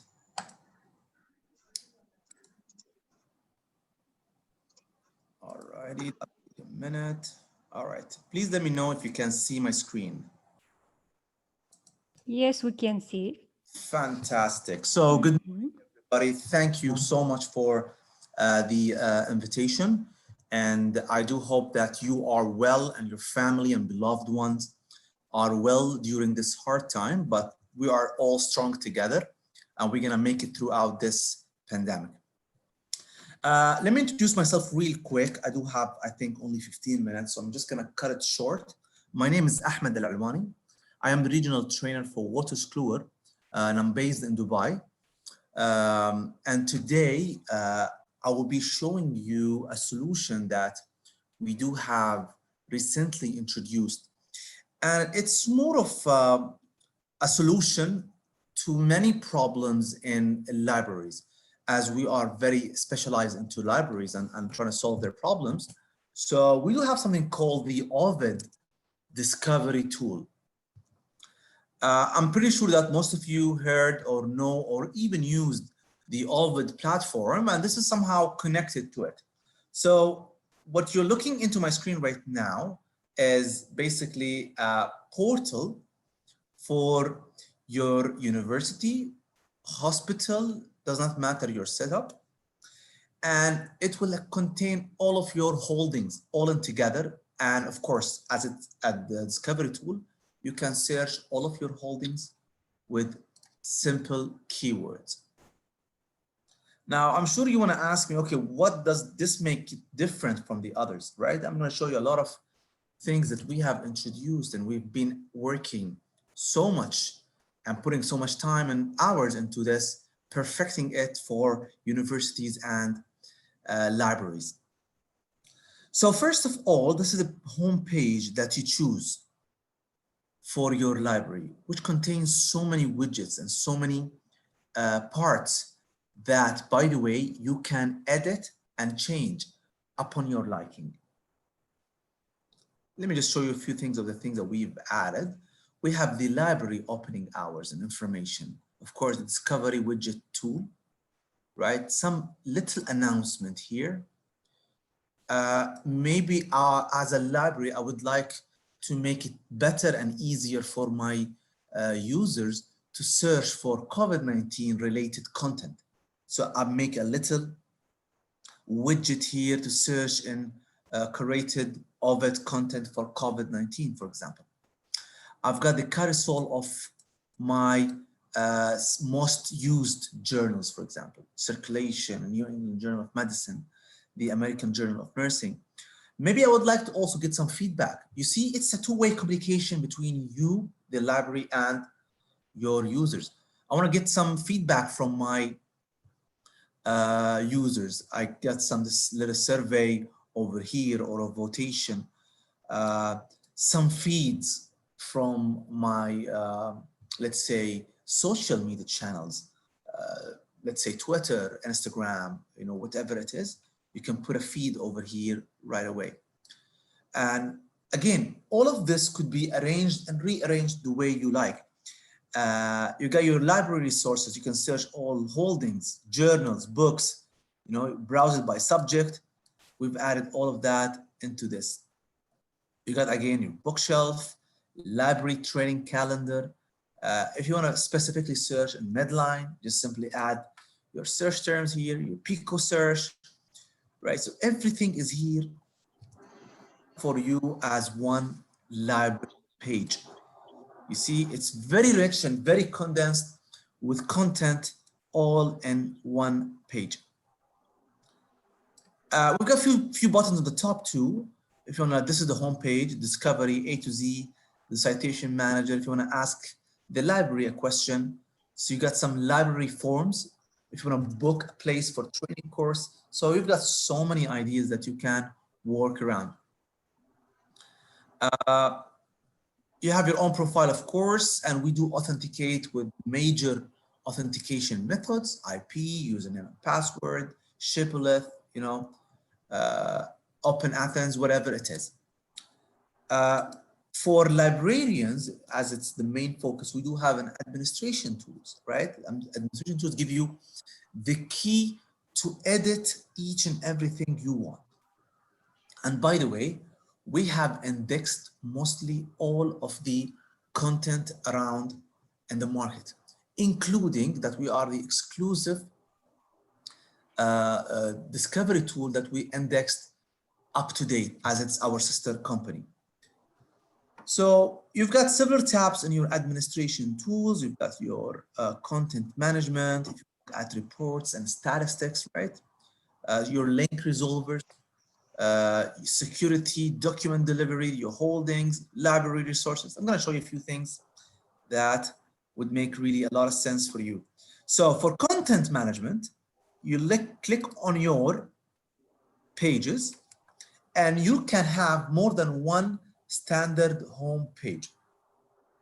This is right now my current home page, but I can make this one my own home page. I can click here on those three dots. Let me show you how easy it is to click edit.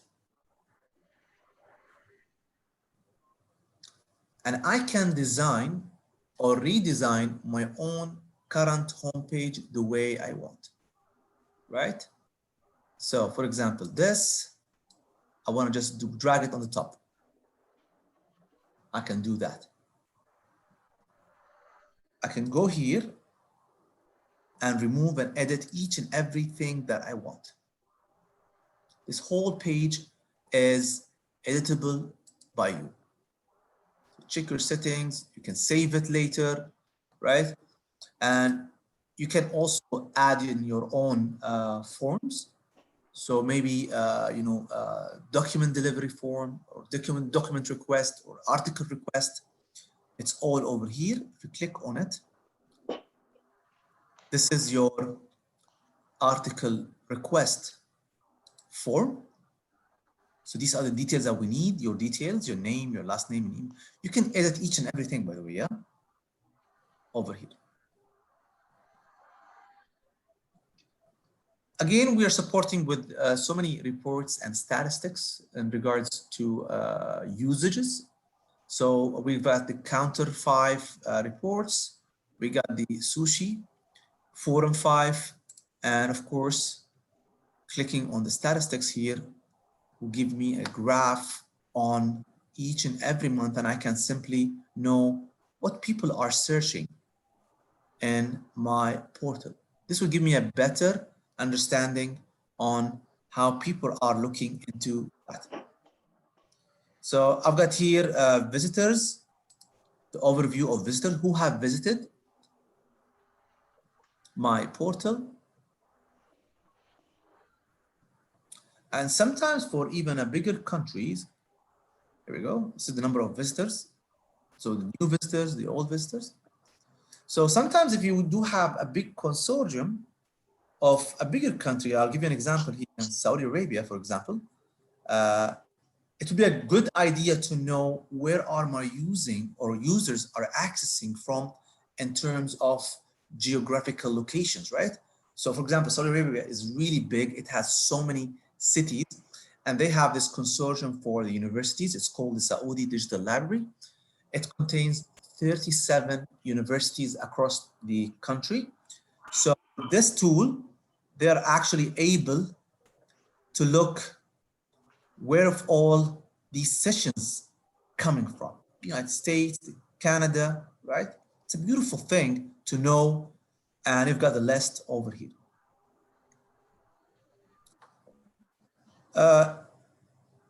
Publications as well.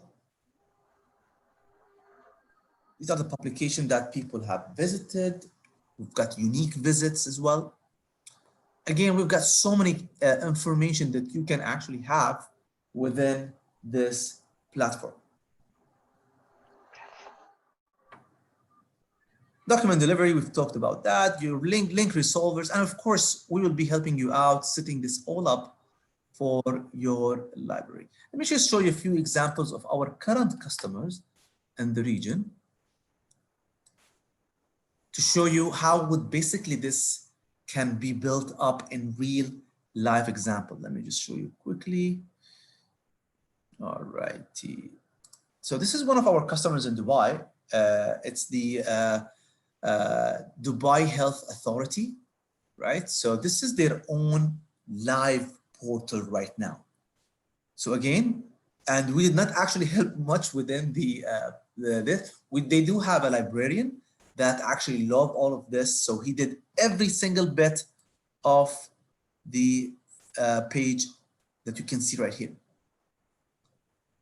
They got their YouTube channel embedded within.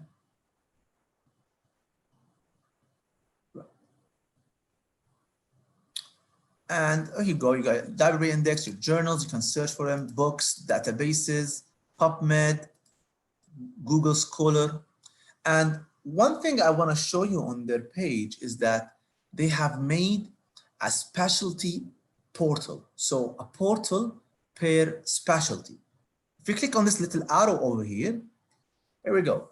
So you've got one page for each one of these specialties, right? That you see the list goes on and goes on, right? So they've got, so imagine that you do have several departments or several specialties. Each one would only contain their own content. And I mean, how, cool and customized that would be, right? So if I would go to cardiology, it would only give me the content in cardiology. And these are the library people in Rashid Hospital, part of DHA. So you see here, all cardiology content that you can access. Hematology, infectious diseases, right? All of them are over here. Link, click on the link, you get the content that you are looking for.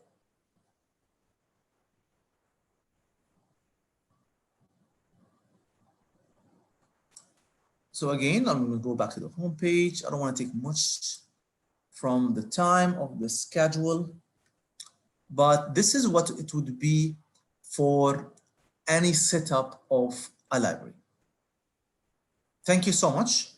I hope that my session was not too long and not too boring for you. Thank you, Ahmed. Now I would like to thank you all our generous sponsors who have made this virtual conference possible. To our gold sponsors, Wiley, Springer, Walter Kluwer, Elsevier, Clarivate Analytics, and Microinformation IEEE. And our bronze sponsors, SPI, EBSCO, and Overdrive. Thank you so much, our dear sponsors. So now we will take a 15 minutes health break. You can join my colleague Altanay, and she will be shared with you some very great activities. Thank you for attending this session and see you on our next session. Thank you. Thank you.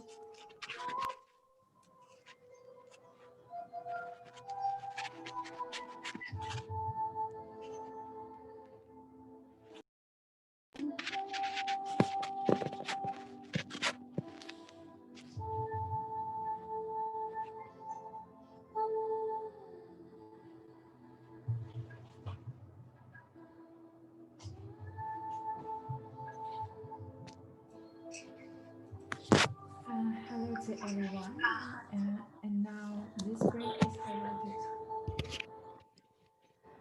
This break is highlighted to yoga time, and yoga instructor Laura Albungar will hold the session, which will last 45 minutes. Have a good time.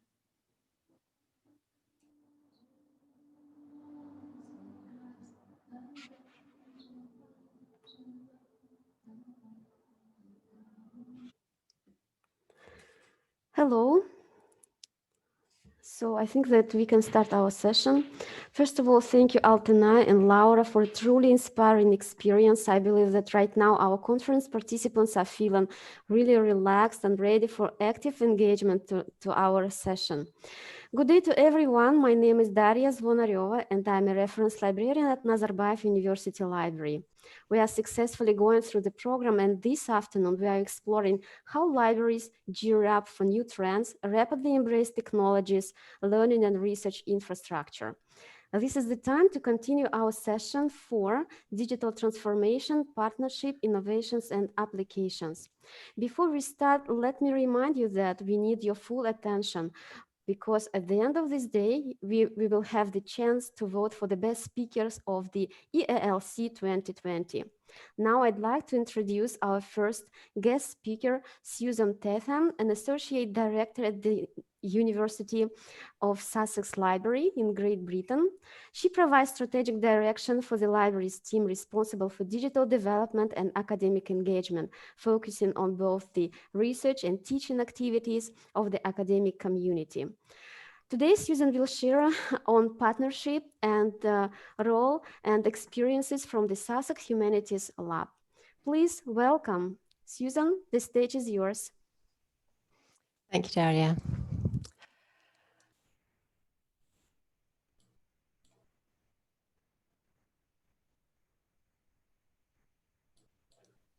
Susan, you can start sharing your screen and Okay, I apologies. I thought you were doing the slides. I'll just get my screen up now. I understand. Okay. Give one moment. Apologies. Sure.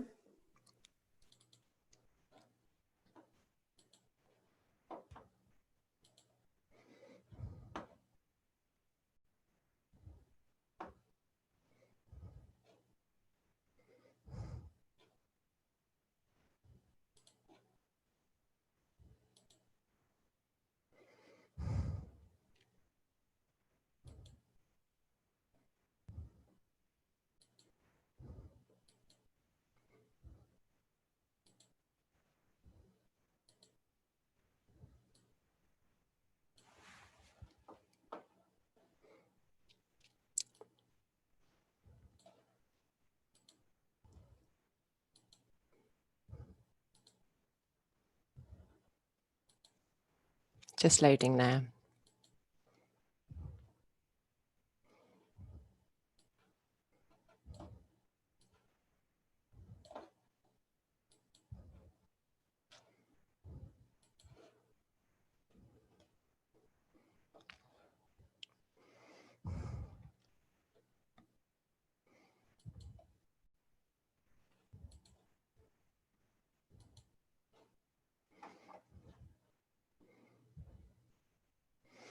Okay, is that okay? You're seeing my slide now?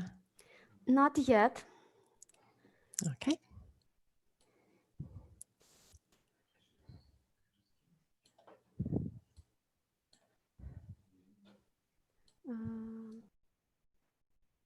Are you able to load it on my behalf?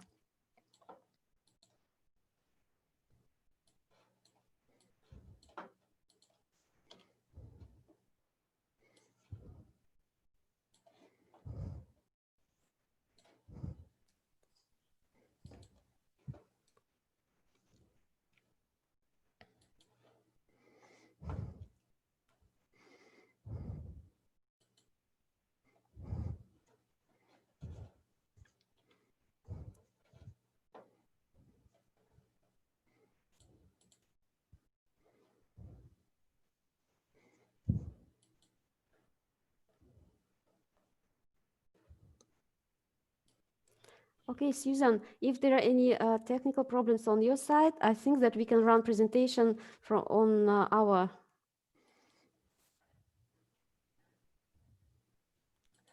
Just let us know. Yes, I think I'm nearly there with it. Apologies. Подожди. Okay. Okay, we can see your screen. Oh, great. Okay. Great.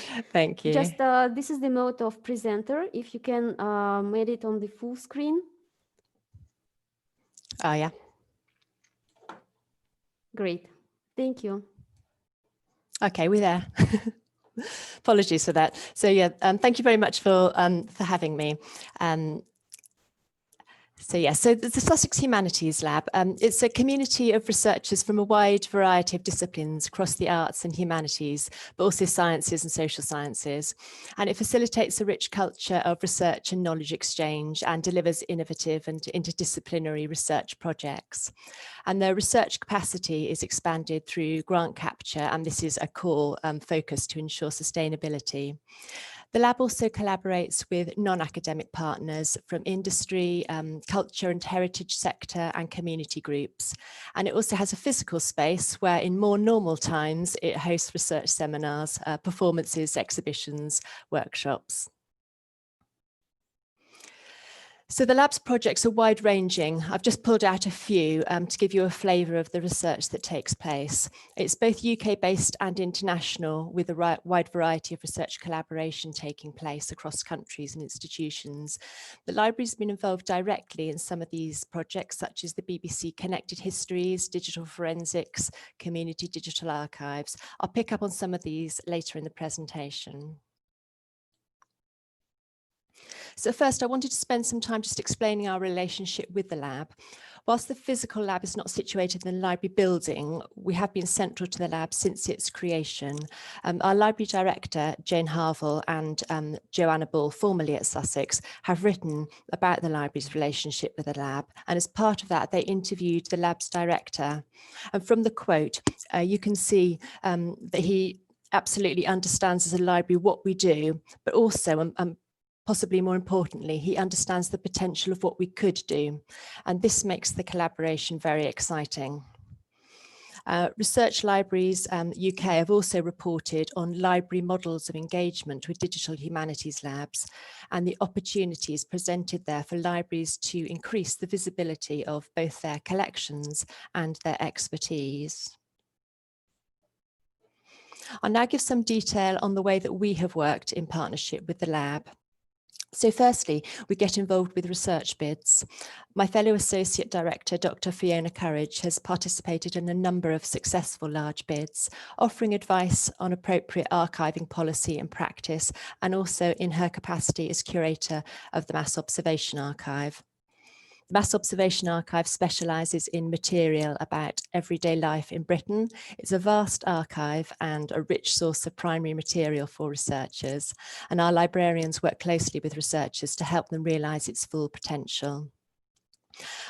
Libraries are ideally placed to champion digital humanities labs at the institutional level because of the relationships that we have, for example, with university IT services, research and enterprise services. We can bring our knowledge and understanding of institutional issues to the partnership to tackle those issues together. A recent example is the university's research data management steering group that I set up, including a membership from a researcher from the lab. So involvement in this way helps to ensure that digital humanities don't get lost amongst competing demands, for example, for high performance computing requirements, and also that digital preservation needs are addressed at a strategic level and not seen as niche activity by a small number of researchers. The library's also been involved with identifying and analysing the lab's infrastructure requirements, for example, exploring how best the university can support web-based artefacts. And by facilitating these communications, we can amplify the voice calling for investment in this area. A key aim for the lab is for digital humanities to be embedded within the undergraduate and master's level curricula through the delivery of specific modules within degree programmes. Librarians have a long tradition of this type of embedded teaching, so we have a lot of expertise and experience to contribute here. So, libraries rarely give themselves the opportunity to fail. We plan for successful implementation of projects and services. However, working closely with researchers, the very nature of applying for research grants means that not being successful is second nature. It's part of the process. You learn from it, take that knowledge with you to inform your next idea. So we've learned to be more experimental in our approach to developing library services, to be more responsive to the needs of students and researchers, and encouraging a culture of innovation within the library. As part of our commitment to the lab, we have increased the number of library staff participating in lab activity. We've moved beyond just seeing this as something for those librarians who are directly involved with supporting research, and we capitalise on the expertise of other staff. For example, our cataloguer worked alongside a digital humanities scholar to set up DOI minting for the open access resource programming historian, and one of our teaching librarians delivered library carpentry training in the lab, focusing on data cleaning tools and using GitHub. Other areas where we are increasing our expertise include digital forensics, and a recent project applied this research methodology to the Mass Observation Archive with expertise provided by our digital preservation technologist. Our Digital Development Manager is a member of the lab's Community and Business Engagement Working Group, which looks for opportunities for the local community, including businesses, to get involved in the lab. And we have contributed to this knowledge exchange with our expertise in digital preservation and archives management. We also work with individual researchers to make them aware of digital preservation and the importance of preserving their data beyond the life cycle of the project. And we've worked with lab colleagues to support their use of Atom in teaching. So Atom is access to memory, and it's an open source application for standards-based archival description and access. Our work with the lab allows us to experiment at a small scale and to try out new approaches and technologies. Our partnership with the lab has also challenged us to think about how we carry out our own research, exploring the concept of library as lab. Many libraries will be familiar with opening up their collections for text and data mining activity. We have also opened up the data from our library occupancy system and from our discovery platform for MSc data science students to answer UX questions for us. In the case of the library search research question, this has helped to inform the decisions we make on changes to our discovery interface. We're also experimenting with creating open data sets from our reading list software and making them openly available on Figshare, our data repository. Working alongside digital humanities scholars provides insights for us into their requirements around open access publication and more broadly, open research practice. This deeper understanding of the practice, of their practice and requirements helps us to shape our approach.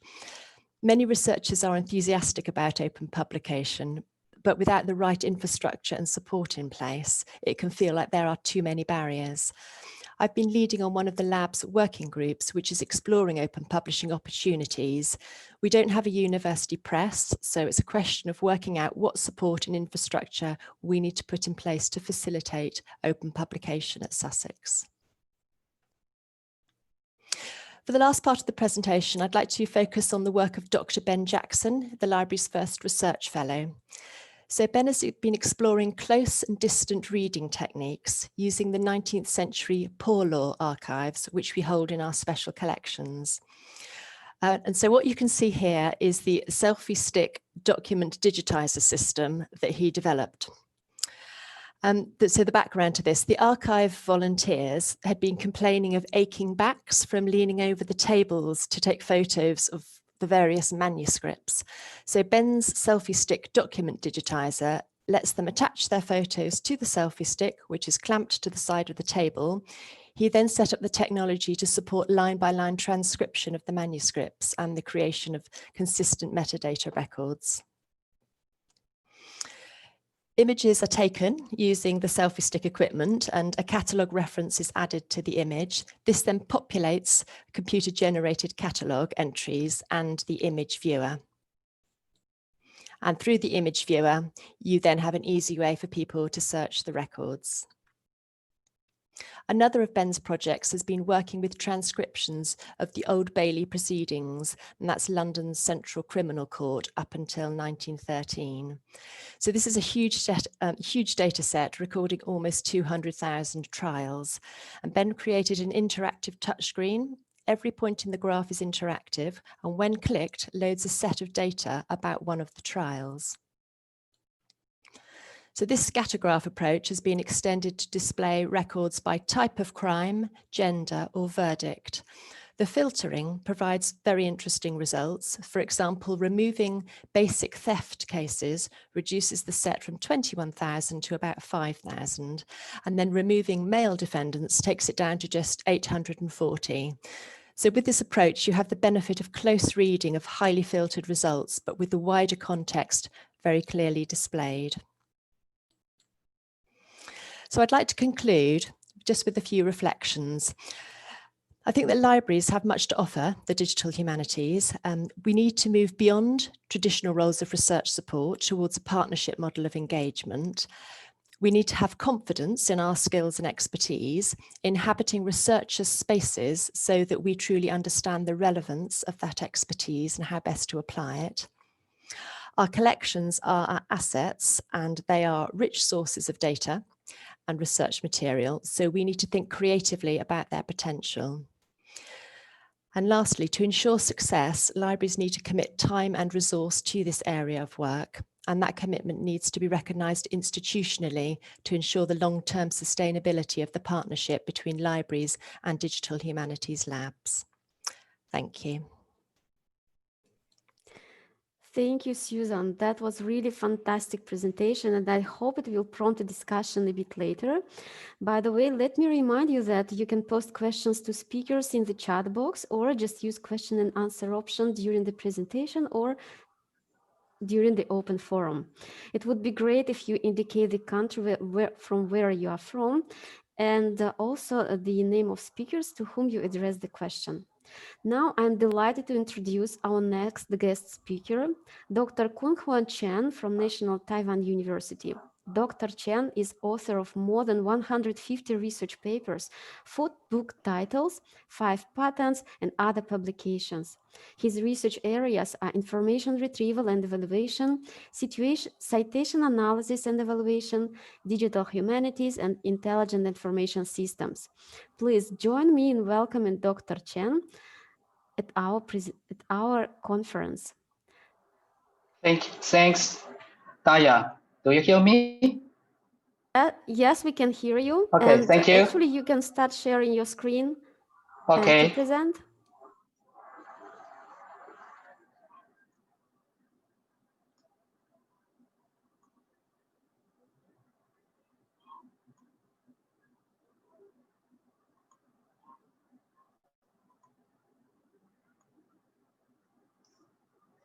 Sorry for a moment. Yeah.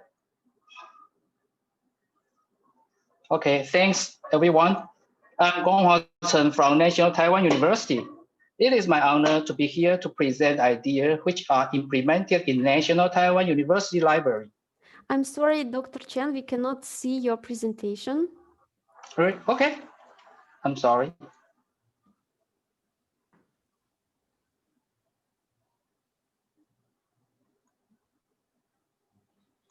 Mm-hmm. Right. It's okay? Yes, now it works. But this is not the presentation mode. This is just the mode of editing. F5. Okay, great. Sorry. Please wait for a moment. Yes, please.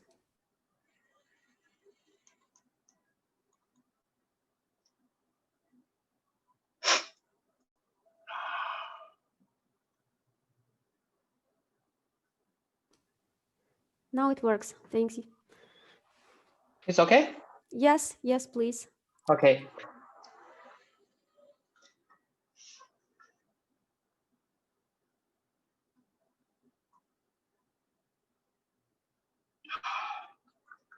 Thanks, Daya. I'm Gunel Hajiyeva from National Taiwan University. It is my pleasure and honor to be here to present ideas which are implemented in National Taiwan University Library. This is the outline of my talk. I will brief library roles, the digital contents, digital archive, digital humanities, digital scholarship, and revisit digital humanities. As we all know, there exists a premise for digital humanities researches. That is, the materials used or focused on have to be digitized or born digital. Although it is not possible for researchers to digitize material for themselves, it costs a lot of time and money. Therefore, in fact, digital humanities researchers are symbiotic. Some scholars or institutions are engaging the establishment of database or text collection. Some are engaging the research and development of tools or system platforms for data mining and the text analysis. Some use analytical tools to explore various research topics based on the established database and text collection. Harvard University has organized international conferences to discuss the cyber infrastructure or ecosystems for different parties or sectors to work together.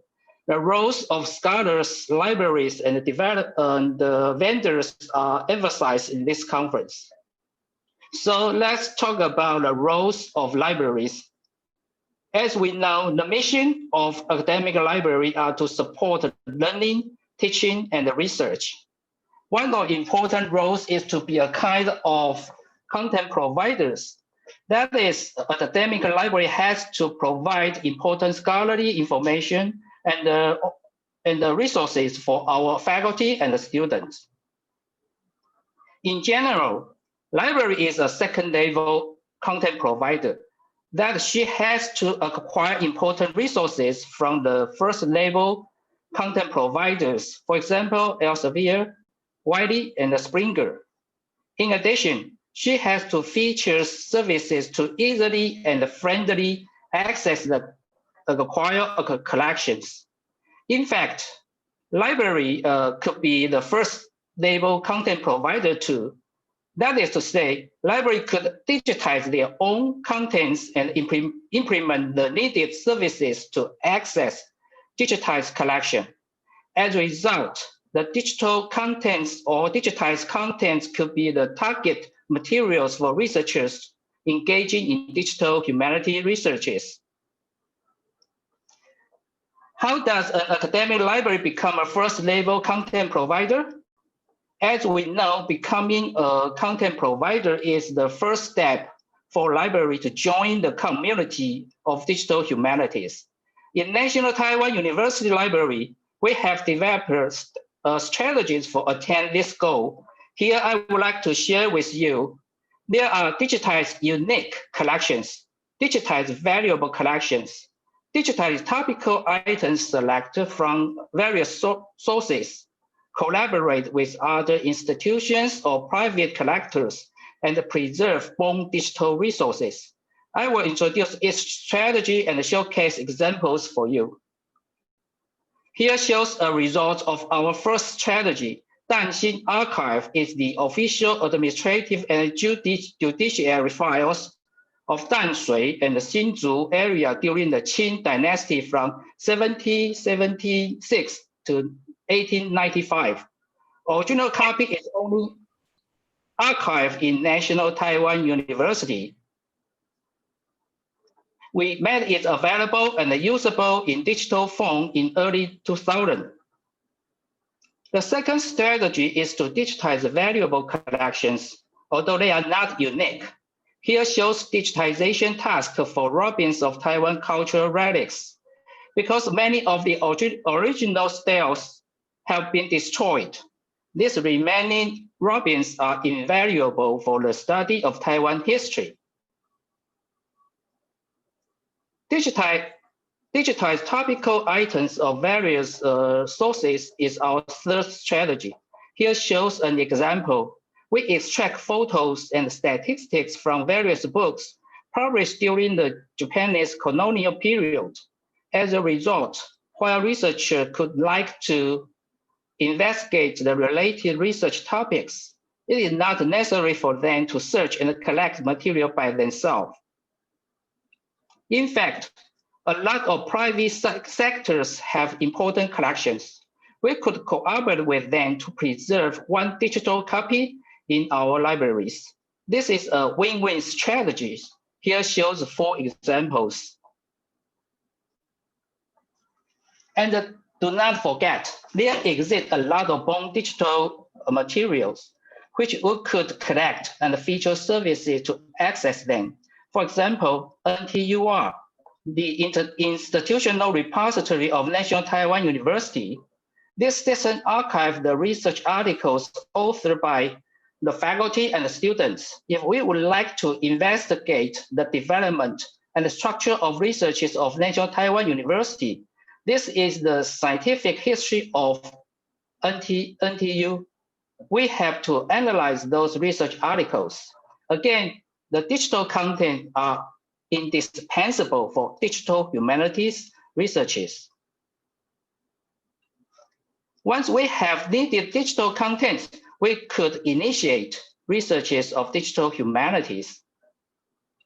Before going through, I would like to emphasize that researches of digital humanities are not just based on digital contents. We need appropriate and various tools or systems to conduct researches.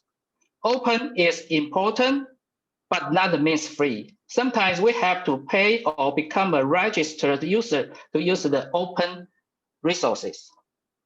Available and usable are different. That means some resources may be available, but not easy to use. Tools are important for us to make resources usable. In addition, standard formats for contents and messages are the key for sharing and interoperability. For example, IIIF is important for sharing image resources. In fact, there exist at least 3 kinds of functionality carriers for digital humanity researches.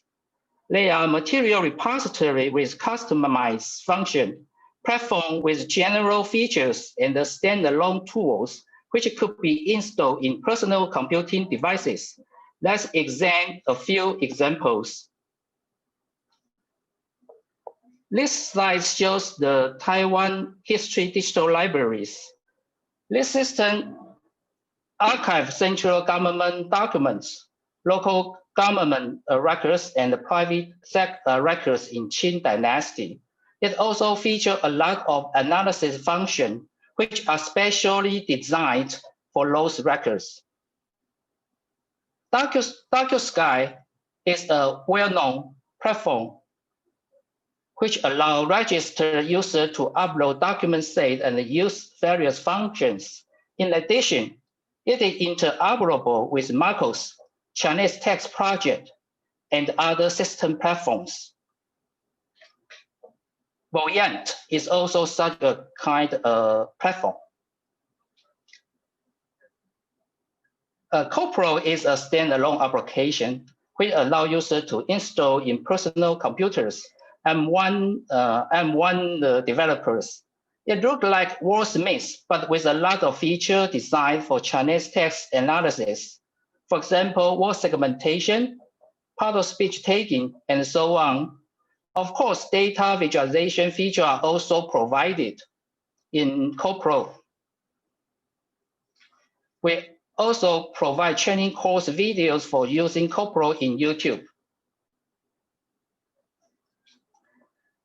Those systems or tools allow users to observe the change or context of textual data based on frequency and the temporal information. Demonstrate the spatial context based on interaction of entities and the geo-information. Explore the structural contents based on relationship among entities. I would like to give you a few applications. This slide shows an investigation for the transition of terminology for the same concept. It is found that the mass media are much more friendly to the second generation of immigrants in Taiwan from 2005 to 2006. This slide shows the purpose of domestic travels by analyzing tourism records. As a result, we could promote tourism activities based on the results for different regions. This slide demonstrates the text genres of transgender in issues in mass media. Based on the analysis, we know the perspective from which the mass media report transgender-related news. This slide demonstrates the relation of Buddhist terms in monolingual and bilingual. The four examples mentioned above show how digital humanity researches provide insights to us. However, it is interesting that a lot of libraries and librarians prefer digital scholarship to digital humanities. So what is the digital scholarship? Is digital humanities the part of digital scholarship? Do DH and DS have a little bit of overlap? Does DH equals to DS? Let's take a look at the evolution of digital scholarship. In my opinion, digital scholarship is a further implementation or fulfillment of information commons and research commons. Of course, there exist other impetus to enrich digital scholarship. For example, data curation, research data management, data visualization, and so on and so forth. The University of Washington Library has defined digital scholarship as any scholarly activity that makes extensive use of one or more of the new possibilities for teaching and research opened up by the unique affordance of digital media. These include, but not limited to, new forms of collaboration, new forms of publication, and new methods for visualizing and analyzing data. Actually, it is not very different from digital humanities if we consider the activities of digital humanities communities in recent years. In 2018, National Taiwan University Library initiates a new service that is Domain Network Analysis, DNA in short, service. For our departments or research institutes and the faculty members, in the DNA service, we feature co-words analysis, bibliographic coupling analysis, co-authorship analysis, international cooperation analysis, non-resources analysis, research impact analysis, and the research fronts analysis. Therefore, we could be engaging the research process and cooperate with our faculty Here shows an example, which is a research output of analytical chemistry. We also publish formal reports of research impacts for departments and research institutes to identify their stand in the world.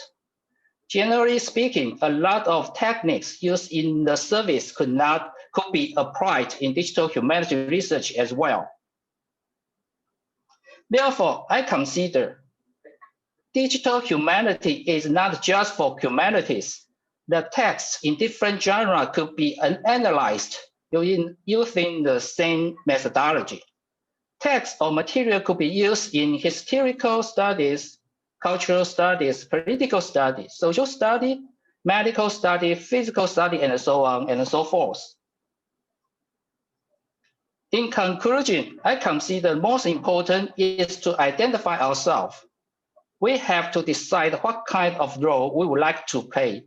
We could be a second-level content provider and provide friendly services to our users. Could be a first-level content provider and focus on digital archives. Could be a platform provider to feature basic functionality, advanced functionalities, and analytical functionality. Could be a tool provider. It would be the best. It would be the best if that we are the part of ecosystem of researchers, become a key stakeholder in the community of digital humanities. That's it. Thank you for attention. Thank you, Dr. Chen, for a very insightful presentation. I see that there are already some thought-provoking questions in our panel chat. However, let me first acknowledge our sponsors. We are very thankful to everyone that have decided once again to partner with us on our virtual event.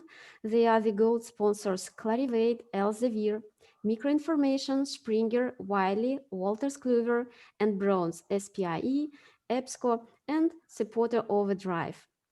Now we are close to the most exciting part of our session. This is the time for questions. And the first one is from Anargul Esenalieva, Nazarbayev University Library. This question is addressed to Susan. So Anargul is interested in library carpentry and GitHub related research.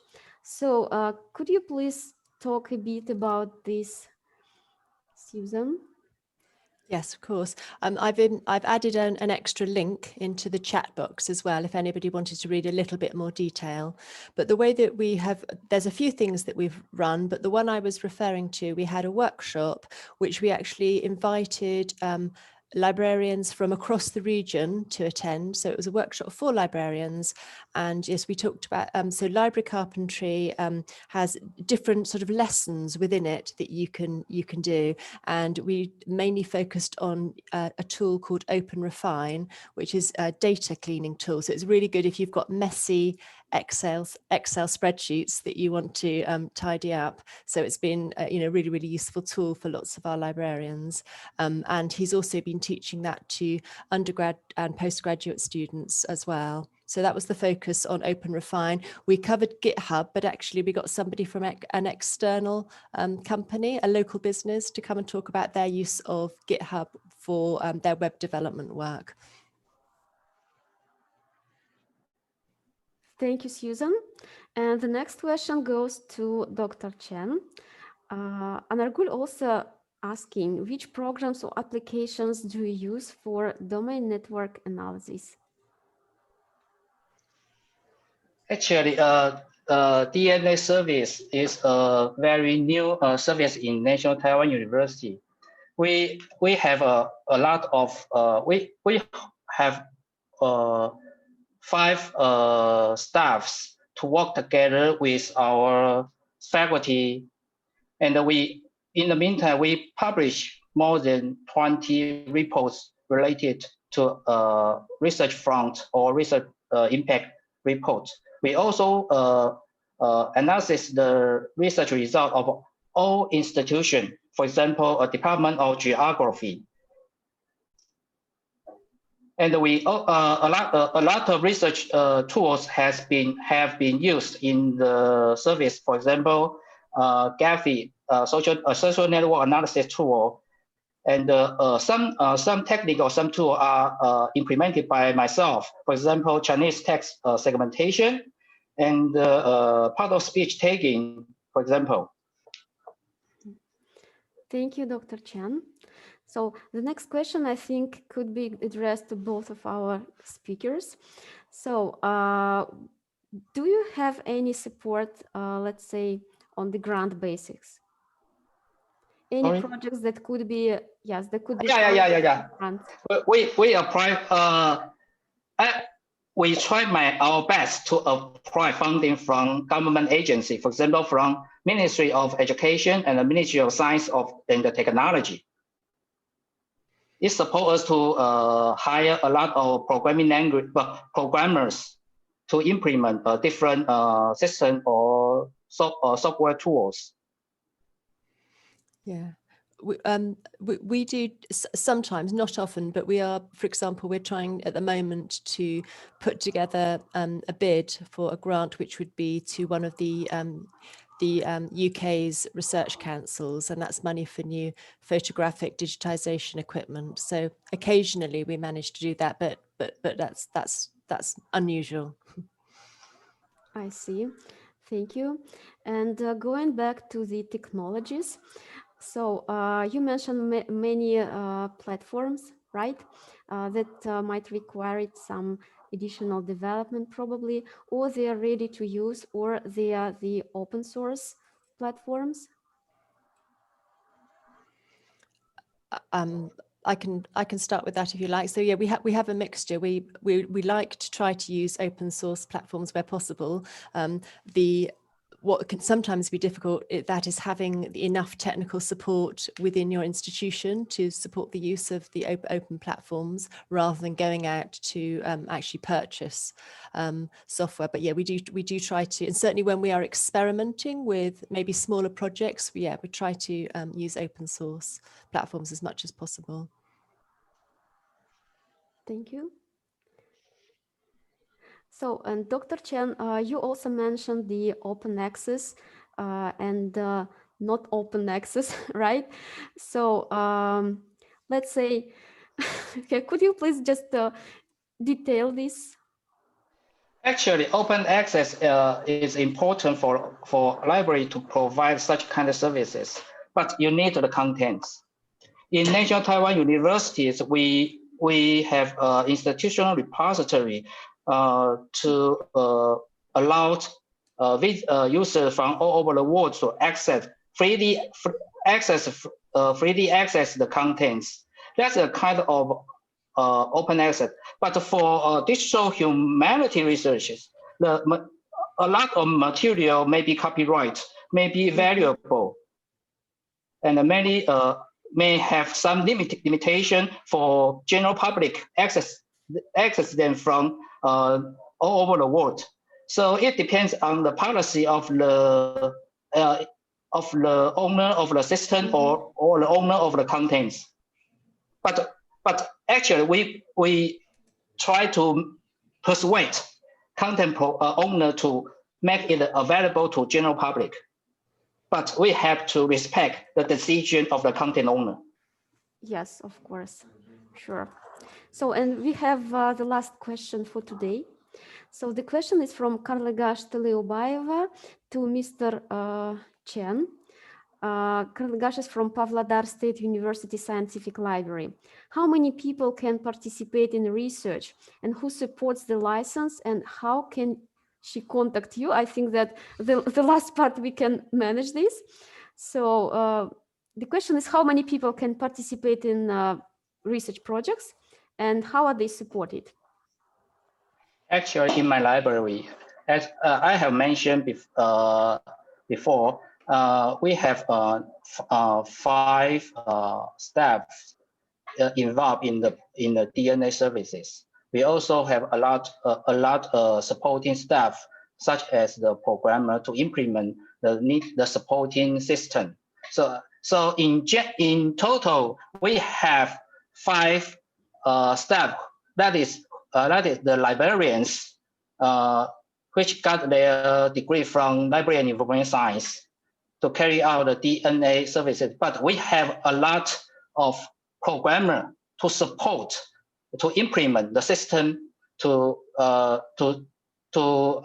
provide a service to the DNA services. Yeah. Thank you, Mr. Chen. And let me just follow up this on this and to ask Susan. So do you have the librarians who are specifically assigned to work in the laboratory? Or as you said, they are just sharing the responsibilities, the duties, like providing support?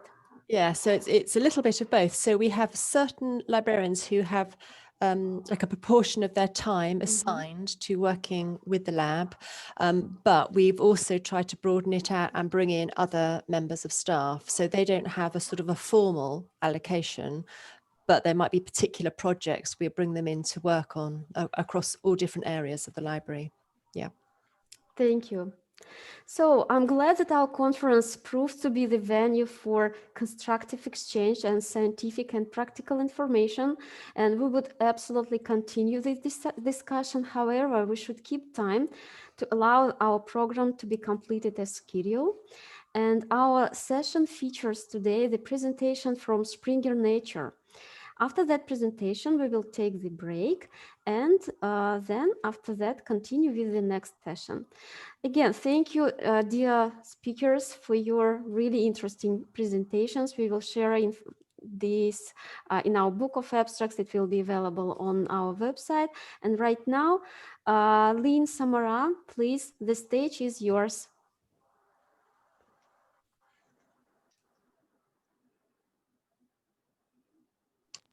Hello, everyone. I hope that you clearly hear me. Yes, we can hear you and we can see your presentation. Okay, that's great. Thank you so much for being with me today or being with us. I highly appreciate your dedication and highly also appreciate inviting us. Thank you so much. Let me start with my presentation. I'll be speaking to you today about Springer Nature. I'll generally introduce first of all the company to you. We're a company that is more than 175 years old. Over the years, the company has acquired partnerships with different reputable publishers from around the world, such as Macmillan, BMC, and most important, also with Nature. So our brand has under its umbrella a few of very well-reputable brands from around the world in different fields of publishing, academic and medical, in academic and medical areas, such as Springer Nature Research, BMC, Macmillan, Scientific American, and Palgrave Macmillan. So we're an international company with more than 10,000 people from around the world, and you would see that we are spread or scattered around the world trying to serve the research community and help the researcher excel in their job. I'll just give you some highlights from our portfolio in 2019. The research portfolio of Springer Nature has journals, books, databases, and also research services. So I'll focus a little bit on journals, books, and databases. So the journals has, under the journals that is offered from Springer Natures, there are journals from Springer, Nature Research, academic journals on nature.com, ADAS, Palgrave, Scientific American, and the archives. Also, the books are offered from the group of amazing publishers that I've just mentioned, such as Springer, Palgrave, Macmillan, Apris Print, Springer Nature ebook collections, and reference works. Also, the books has the archives of the books that are offered. As well, we have a group of databases that helps researchers excel in their research in drug areas, in nanotechnologies, experiments, pharmaceutical studies. So this group of databases helps researchers find relative information about the research that they're doing, and it makes it easier for them to find relative results and help them do and finalize their research. Let me just give you some highlights of our division or the research portfolio from 2019. As I mentioned, we have journals, books, and the journals in 2019. And the journals in 2019, we published 340,000 articles in more than 3,000 journals, and we worked with more than 1 million author from around the world. The books, we publish around 13,000 books almost every year, which means around 50 books maybe a day. Also, the platforms of link.springer.com and nature.com had nearly 1 billion download over the past year, and the usage has jumped maybe 18% on Springer Link and 35% on nature.com. I'm wondering now with the lockdown and how it's going this year with maybe not so many people capable of going to the school or to the university, how much it will increase this year.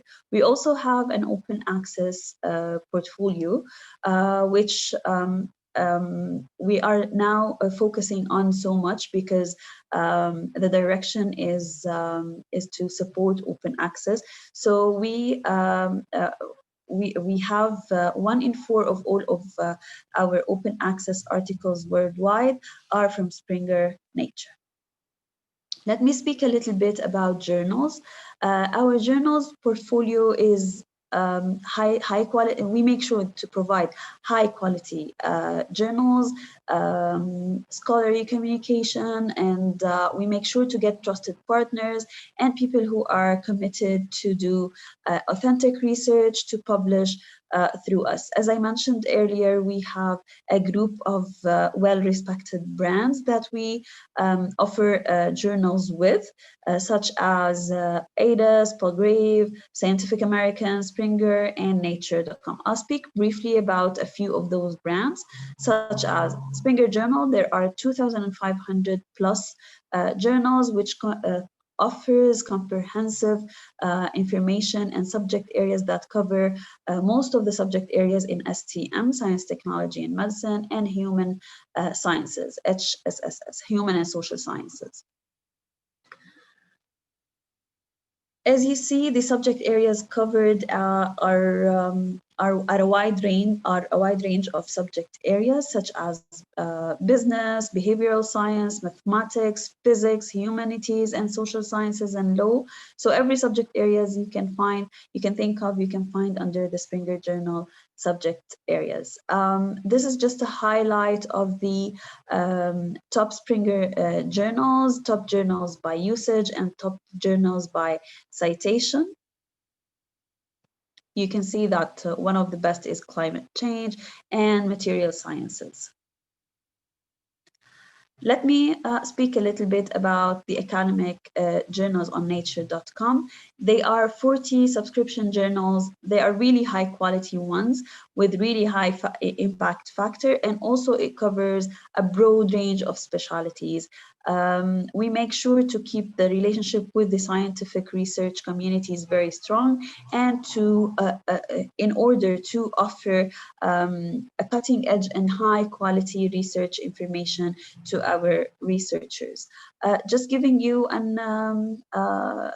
a brief or like a highlight of which journals are leading titles in the fields, in their fields, and offered by academic journals on nature.com. Nature research journals. Nature research journals, they serve the research community by publishing the most significant, highest edge, high quality, and from a global perspective research. It includes, or the most famous journal is Nature, which is a leading weekly interdisciplinary journal, and 32 branded research journals and 21 Nature branded reviews journals. It also covers the most of the subject areas that are very essential in the scientific world, such as biomedical and life science, neurosciences, chemistry, medicine, social sciences. Just to give you a little bit brief about journal research journals. Nature is the oldest one. It was it started in 1869, and it publishes the most significant and widest implications from an authentic research. Almost 3.7 million usage hits per month, and the impact factor is 40.137. The 32 monthly journals in life from Nature research journals are in life sciences, clinical and social sciences. Also, as I mentioned, one of the most important research content is offered by them. As well, Nature reviews journals, 20 monthly journals as well in multidisciplinary areas. Just to give you a highlight of the top journals by usage and by matrix, and if you take a look at the impact factor, it is almost one of the highest in the world, or if it's not the highest in the world. So you can see Nature Reviews is 51.9 impact factor, and almost all Nature research journals are very, very high-end and high with the impact factor. Just a brief about Scientific American. It is maybe it is one of the oldest in the world. It was established in 1845, and it had cutting-edge articles from around the world, and one of the best scientists, almost the best scientists in the world, publish in Scientific American. Like, for example, Albert Einstein has published in it, Francis Crick, and almost 158 Nobel winners, scientists has contributed to Scientific American. It focuses on the science, mind, sustainability, education, and social sciences. The archives are available for all those journals until the first year the journal was issued. Let me speak a little bit about our books. Again, we make sure to provide the most high quality, and we make sure to offer trustworthy content to our researchers. We have a wide range of books to cover all the needs of the researchers, such as textbooks, series, monographs, briefs, proceedings, etc. And thousands of books are available on our platforms. We deliver or make sure to offer complete access to the researchers, and they can get content from different subject areas and reputable brands and publishers from around the world, such as Springer, Palgrave, Macmillan, Apros, and etc. We make sure that all the students and the researchers and the users get a complete access. There is unlimited concurrent users. Also, all the content provided is peer-reviewed, and it is scholarly content. Everyone can get instant access. They can download, and they can have the content saved, downloaded, search through it. Just to give you a brief, we have more than 400 dedicated book publishing editors, 13,000 new books published annually, 21 subject areas, which I will give you a brief of later. We make sure that the impact of our books is very, very high, and every researcher, when they search through a book, they can see the number of downloads, the mentions, and the citations, and they can tell if, and they can easily cite from the book, search through its chapters, and download and save the book DRM free. So as I said, we have 21 subject areas, anything that you can think of. There is 13 subject areas under science, technology, and medicine, and 11 subject areas under humanities and social sciences. So for example, there are books in physics, mathematics, engineering, computer science, and in education, political science, philosophy and religion. Every subject area we make sure that the researcher has enough information about from that is covered from our books.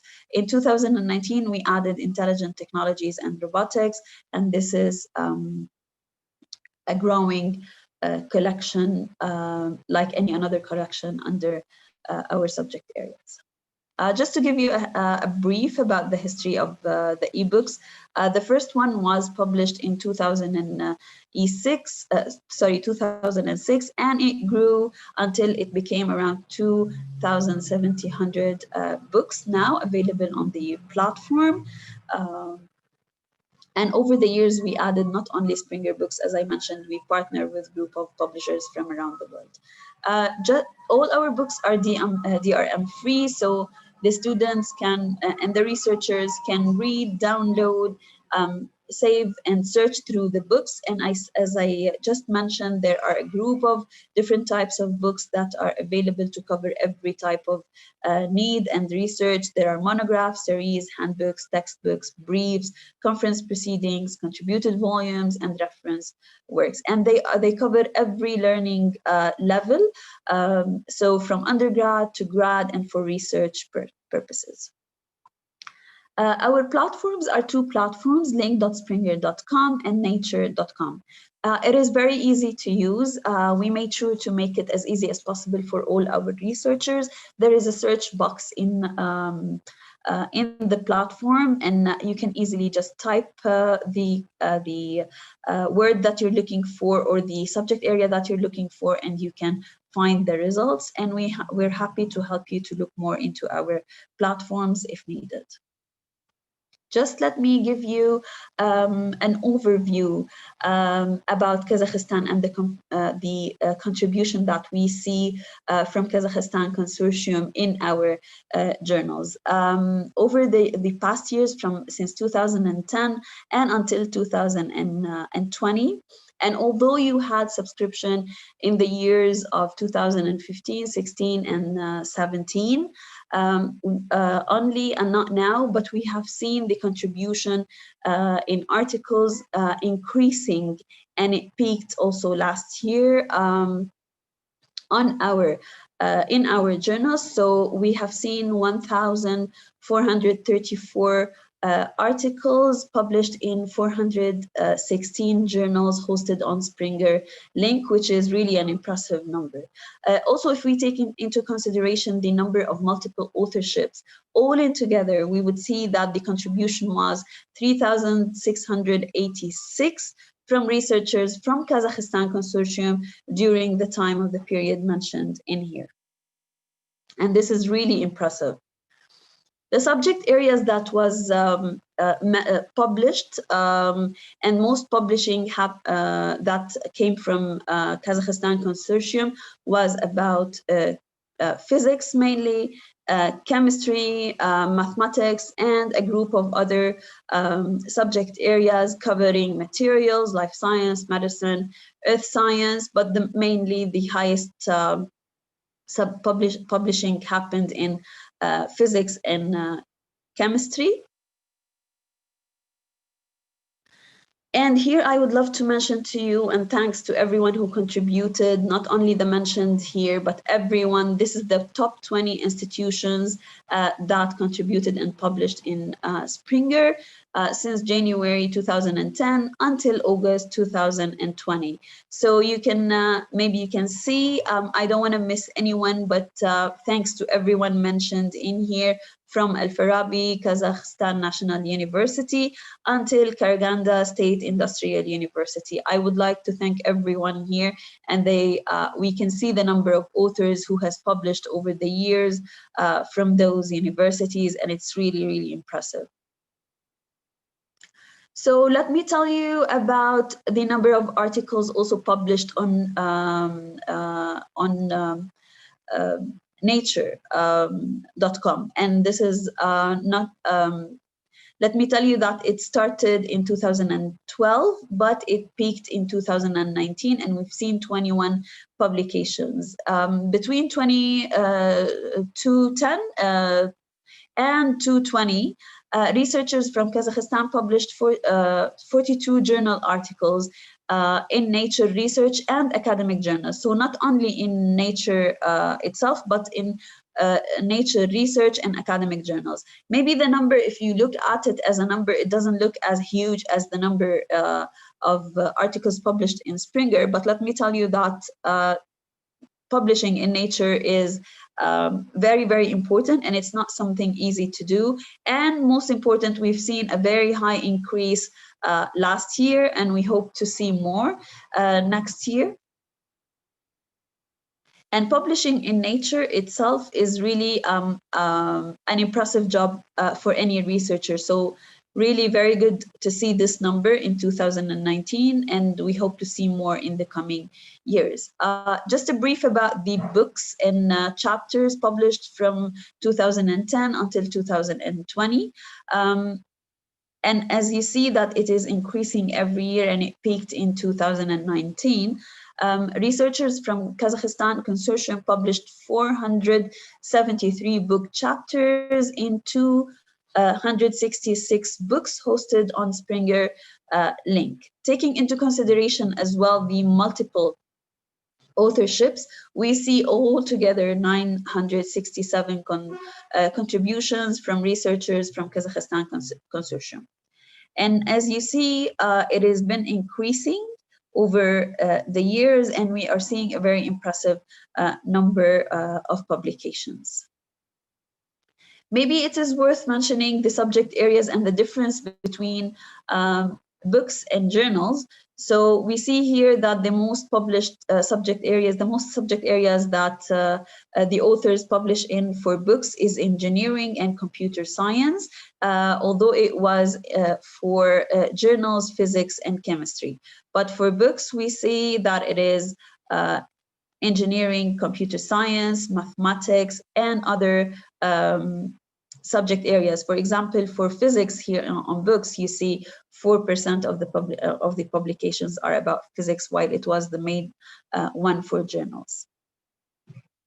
Thank you so much. I hope this was a session of an interest and for all of you. Here is my contact information in case you need any further information. Thank you so much. And I would love to thank also the organizers of the conference for giving me this opportunity to be among you today and to present about Springer Nature.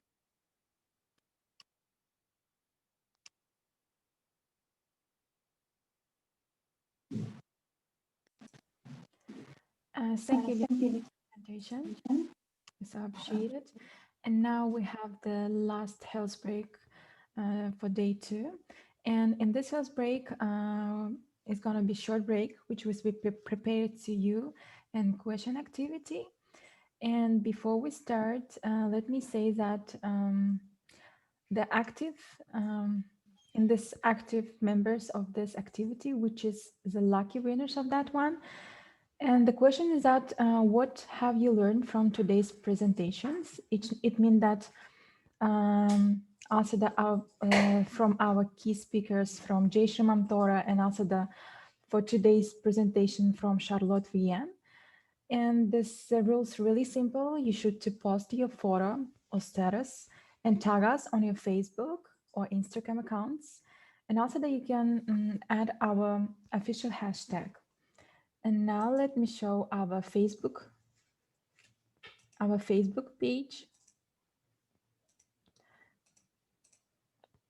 and Instagram. This is, as you can see, this is our Facebook page where we can see that all your tags. And also we have our Instagram page. You can find lots of information about our conference. And also let me demonstrate to you our Facebook the page about, this is the main our page about our library, and also that we created special page to our conference where you can find all the information and materials which you need about our 2020 conference. And also I will want to tell you that to be active and post your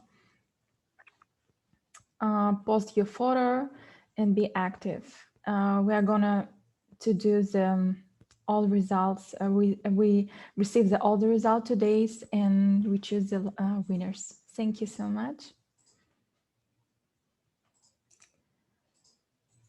Okay.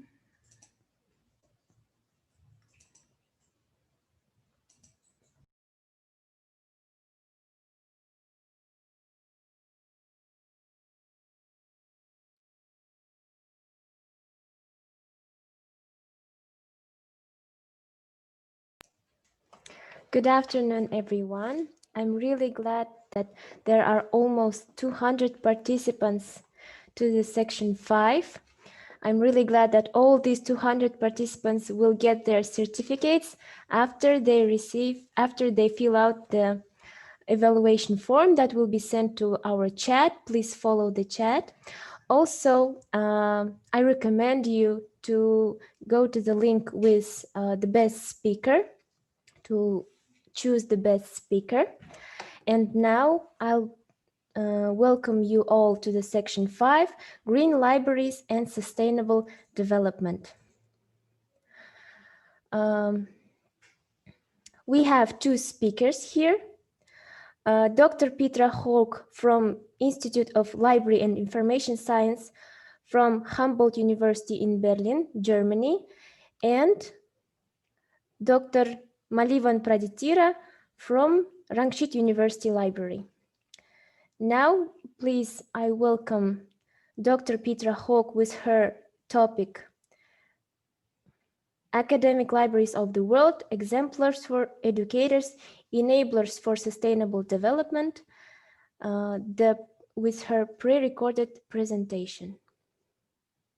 Yes, please.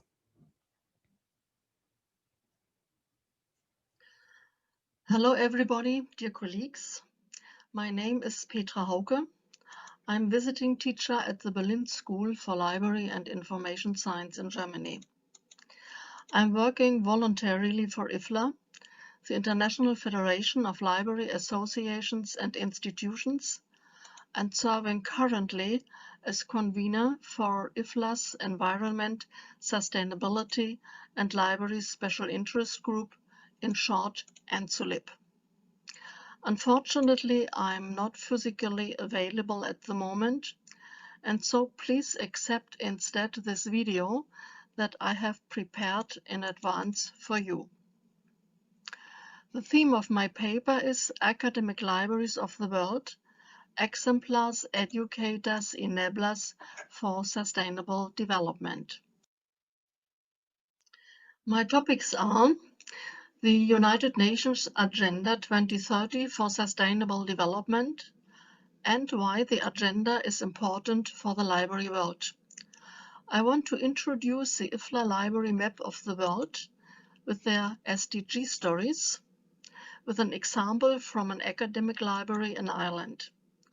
I would like to introduce you to the IFLA Green Library Award, and I would like to provide you with some helpful materials for your own green sustainable library work, as there are the Green Library Checklist and other printed and electronic resources. Last but not least, I would like to invite you to take a look into the near future of green librarianship. The conference theme is Alive to Changes, Engage, Embrace, Ensure.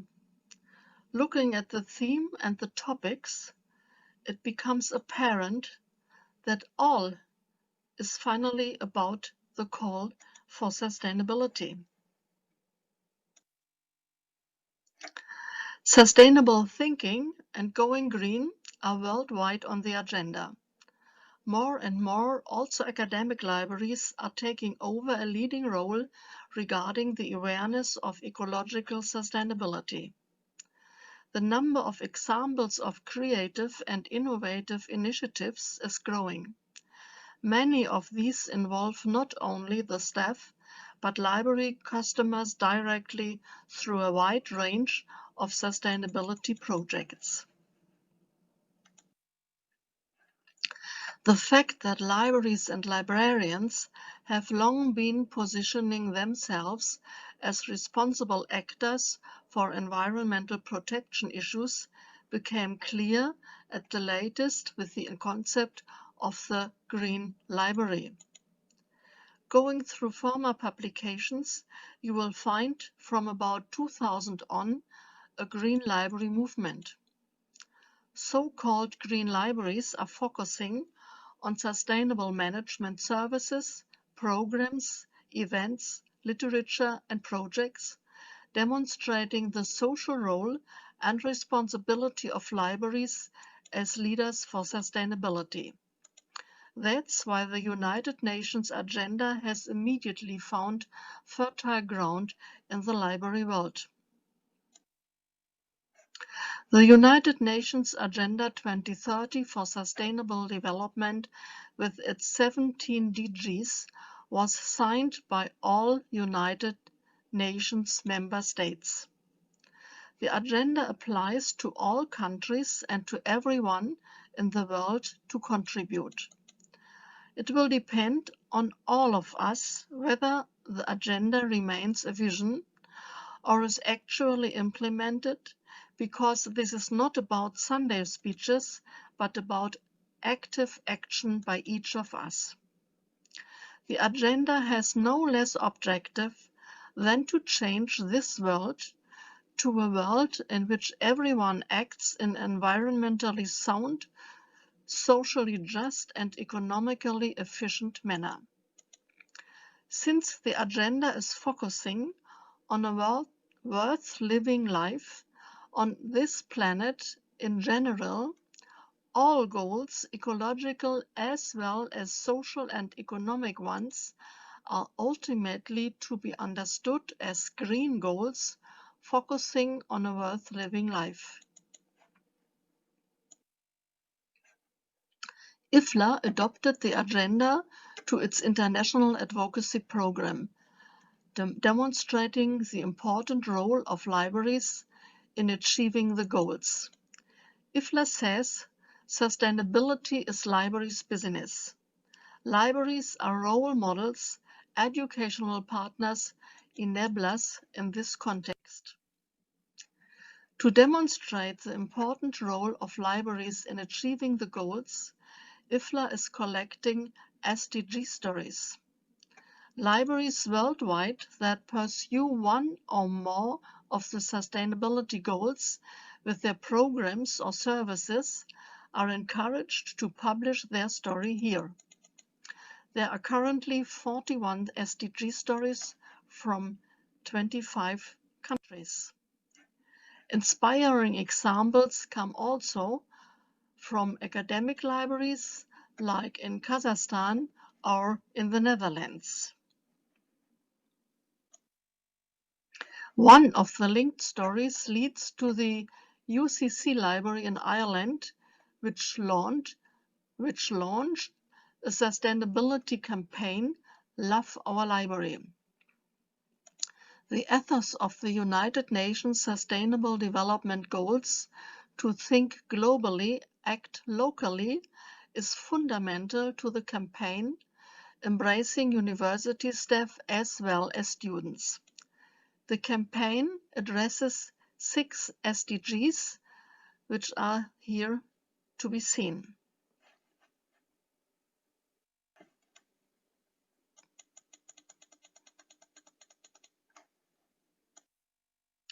The university, like all public sector organizations in Ireland, was obliged to increase efficiency by 33% by the year 2020. A review identified the library as one of the greatest energy consumers on campus, accounting for up to 10% of the university's overall energy use. The university's energy manager proposed a new energy-saving initiative, which the library agreed to pilot. With the Savers Saves scheme, the library was given a budget for energy. If they underspent, the savings could be kept and used for environmental projects, but if they overspent, there would be an extra cost to the library. The library formed a green team to include library staff, the university's energy manager, sustainability officer, and others. They focused on monitoring waste management, energy and water use, identifying areas for improvement, and examining the environmental impact of library operations. As the entire university community would be impacted by this initiative, effective communication was essential to get and keep everyone involved. The team spread the Love Our Library campaign message to the university's faculty, staff and students using signage, email and social media. Students were asked to sign a pledge to help the library make changes, and within 24 hours of its promotion, over 1,000 students had signed up in support. Please find another inspiring example from Thailand in my paper in the conference proceedings. In 2019, this Irish project was awarded as runner-up on the IFLA Green Library Award competition. Yes, this award is sponsored by IFLA and the De Gruyter Sauer Publishing House. Guidelines for submissions are: any outstanding Green Library project, initiative or idea may apply for the award in any suitable way, for example through an essay, a video, a poster, an article or a set of slides. The quality and relevance of the project will be evaluated by the award and SULIP committee, and the next award will be announced in January 2021 for 2021. As already promised, beside this inspiring example, I would like to provide you with some helpful materials for your own green sustainable library work. As there are the Green Library Checklist, which is online available with open access in different languages, also in Russian.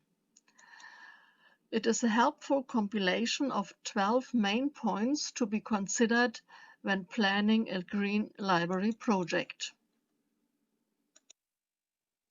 Furthermore, the German-speaking Green Library Network, Netzwerk Grüne Bibliothek, offers, in collaboration with NSULIP, an international bibliography on Green Library issues, which is constantly supplemented and updated. The bibliography is a follow-up from another publication, the Green Library, which is also online available with open access. Another helpful resource, the American Library Association's website on sustainability and libraries. Some university libraries offer useful websites on green and sustainable libraries. To name but a few, there is, for example, the Illinois Library and the Carnegie Mellon University Library in the US. A good and enjoyable access to the topic offers the Sustainable Libraries Cookbook, published in 2019. Looking forward. After many years of hard work, IFLA's Green Special Interest Group, NSULIP, was granted permission in becoming an IFLA section. More than 40 memberships are already signed. We are looking forward to the standing committee elections starting in the beginning of 2021. The new section's work will start at the IFLA conference in Rotterdam, Netherlands, in August next year. Join hands with NSULIP in its journey from special interest group to section. We are waiting for you. Okay, the cents are running out. For further interest, please do not hesitate to contact us. Many thanks for your attention.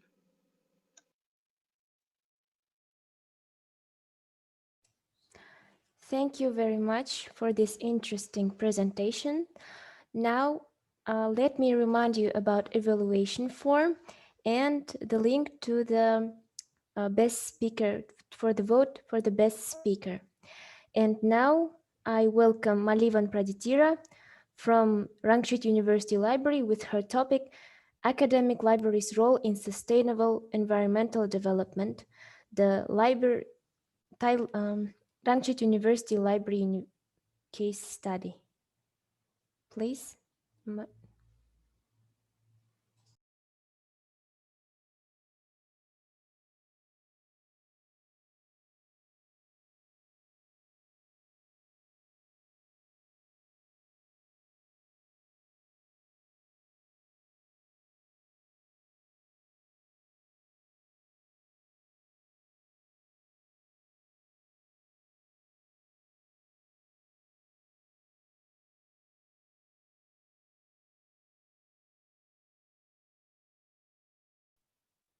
Hello. Hi.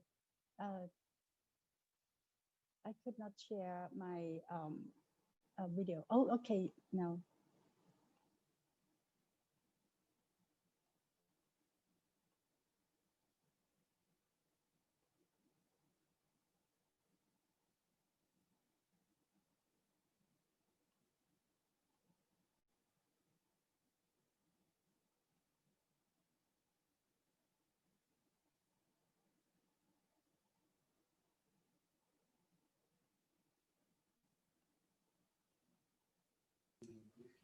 Hello. Dear Malivan, we can't hear you. Yeah. Can you see me?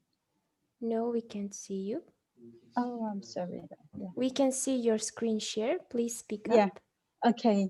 Oh, Okay. that's Right. great. Okay. Thank you very much. Okay. Yeah. All right.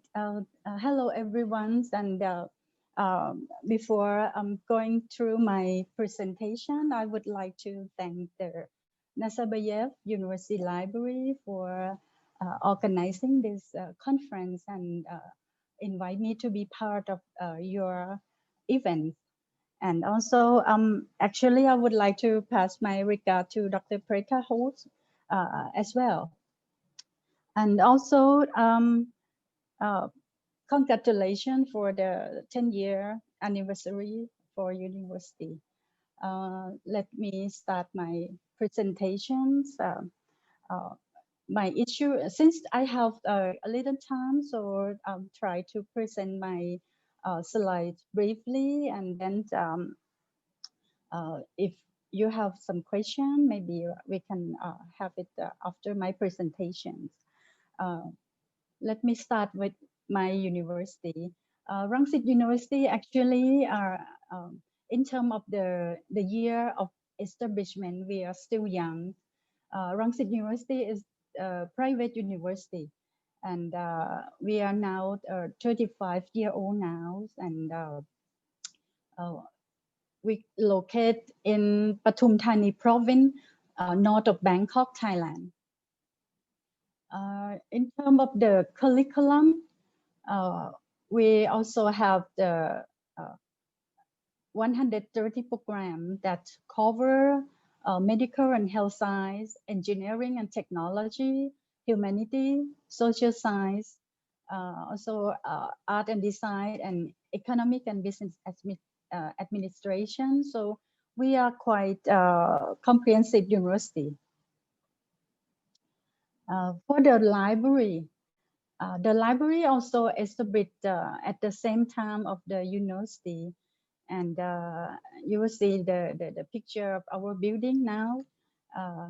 We have 6 stories and can serve more than 2,000 users, and the total area is 9,300 square meters. We have only 25 staff, that half of us is the professional librarians. And at this moment, we owned actually more than 40 million pieces of information resource now, and we are digital library because 99% of the information resource are digital. Let's go to the point that how we manage the sustainable environment development. Before that, after we agree that we go for the green library or eco systems or eco environment library, we have set up the policy. The policy is cover 8 important issue, that is energy and environmental conservation must be part of the library management. The library should be green or eco-friendly organization. Information resource collections must be built and expanded. Also, we need to create awareness on energy and environmental conservation. And we need to find or need to be partner for the goal achievements. Greenhouse effect assessment and carbon neutral need to be continuously monitored. Also, university management shall support in order to achieve our goals. And lastly, assessment for continuous management and improvement need to be done. And then after the policy has been announced, we also have strategic plan that has 2 important points. The first one is that go green organization, and the other is to be good organization and that interact with the global vision. To be green organization, we also have the kind of criteria or national measure that has been developed by the Thai Library Association, which is called National Green Library Standard. And the other one is the National Green Office Standard that organized or developed by Department of Environmental Quality Promotion, Ministry of Natural Resource and Environment. And to be good organizations, we have commitment to the 17 United Nations Sustainable Development Goals. And each goals, we also set up the indicator that we need to reduce at least first year 5% of energy and resources consumption, and for the UN SDG goals, at least 50% of the library project or initiative need to support the UN SDG goals. For the green library practice, we have done so many things, as you will see on the screen, that we have to measure the energy and resource. We need to manage the waste and wastewater. We also manage the energy and environment, and also pollution management. Need to make our library building pollution free. And we do safety management, green procurements, green meeting, greenhouse gas management and carbon offsets. And also the important thing is that we need to sharing our green knowledge or green good practice to the community and public. Let's move to the other to be good organization that we support the United Nations Sustainable Development Goal. Actually, we almost have more than 30 projects or initiatives that support the UN SDG goals, but since we have not much time, so I will show you some example of the project or activity that support at least 6 goals of the United Nations. The first one is that the goal 11 that serve the sustainable city and community. We are in the Pathum Thani province, so the thing that we has done, I think since 5 years back, is that we also developed the learning center as the minority Mon community in the area not far from the university. We go there and organize the small library and working with some the manuscript specialists on some old manuscript, and this is the project that we still it's still going on. And the other thing is that we have the network with the school, prisons. So we also every year we go there, visit the library school, the school libraries, sorry. And then we also donate some book and educational material. And then we do some kind of like promoting reading activity to the students and the people in the community. Also, this is one that we invite the school to make to have some activity in the libraries. For example, library tour, walk rally, and then once they visit, we also have give them some like tip for waste management, some recycles practice, something like that. And also this is the thing that we also do. We do radio program. It is a community radio wave that we also have chance to organize one program that once out every week. And what we have done is that we promote the learning center around Pathum Thani and nearby, and then give them some information about university, library, and the other information resource around Pathum Thani. The second goal is the 12th that we have done a lot, and this is what we can say that we are very doing pretty much on that. It is the waste and wastewater management. You can see on the picture that we also have the measure the waste, we separate, and what we have done after that, we have the waste, the separate waste for doing some activity, for example, recycle, DIY, coursework or workshop, something like that. And the other thing is that we have green procurements and purchasing. And of course, we just we will buy the product that have green label only, or it's an eco-friendly product. And the other thing you will see that we have small bottle. This is the multi-purpose liquid that we have made by ourselves and for cleaning. And we also kind of like deliver to the people in the university. This is the DIY workshop for students and staff.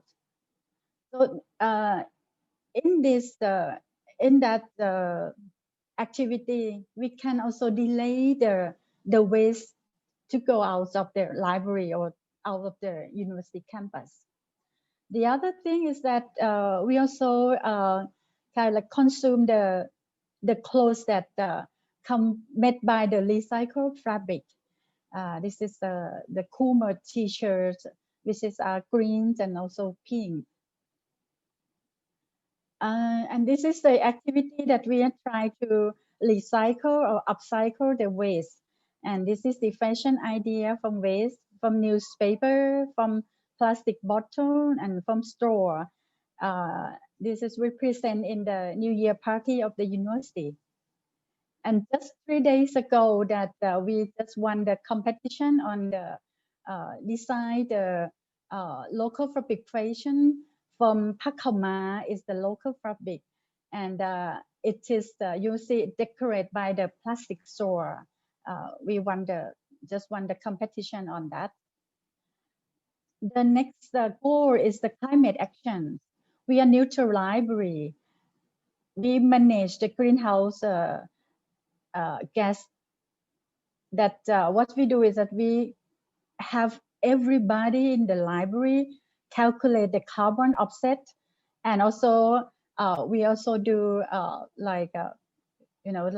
give the some kind of donate to the company or the organization that have done a good will for our planet. And this is a running campaign for climate actions.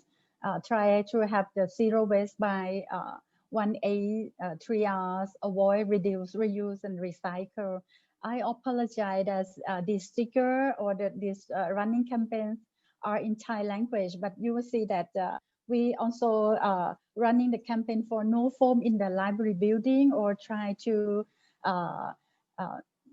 make our user use the stair more than using elevator, and try to have them to save the water. And this is the statistic that show that we also collect the statistic about the electricity, water, and paper. You see the trending that it's going to be decreased every year since 4 years back. Okay, this is water. I'll try to go a little bit quickly. Okay, and this is paper usage. Also, we use the paper, recycled paper for our office communication as well. That recycled from UHT box. And the other one is Life on Land, that we organize or develop the green corner, green area, both outside and inside the library building. And this is kind of like to create, try to have the tree around the university campus by giving the tree as a gift to the administrator of the university. And you see the container is made by newspaper and magazine. The other one is that the goal 16. We do believe that if everybody can access the right or the fact information, this will create justice and peace.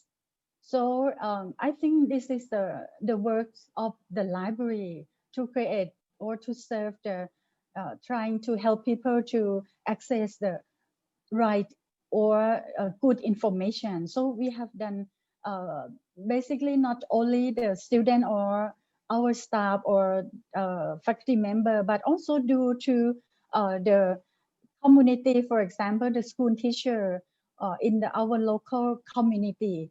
We also organize some workshop for them and let them, come back to use or to access the information in our library as well. The last goal, and I think it's the most important goal, is that to create a partnership for the goals. The library also have the network and consortium in the national and international level, and both for the professional consortium and also the community. For example, we are the member of our National Library Associations, and also we also be the member of the International Association of the University Library, AI2, that will be internationals.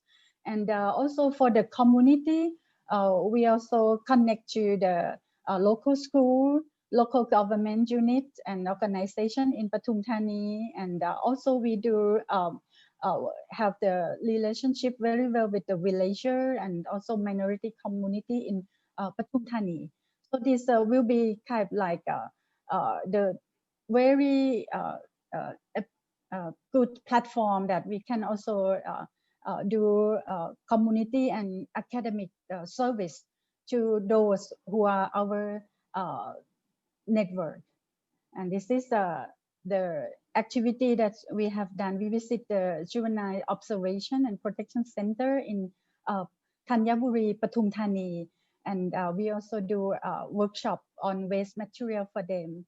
You will see that we cannot take the picture of their face directly, so the girls need to have their finger protect their face. This is for their privacy.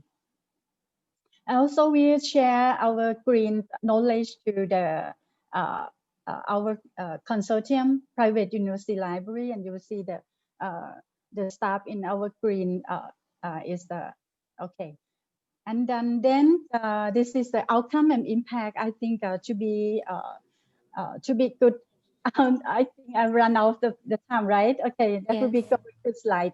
And as finally, we are one national levels and also international level, which is the fifth winner of the IFRA Keen Library Award. That and probably you can read our story in the Dr. Preta Hawks in the proceeding. But we are very proud that we can do it, and we would like to share that if I'm sorry, to be a green library is not only eco-friendly organization, but also it in some dimension it served very well the sustainable development goal to the United Nations and to our planet.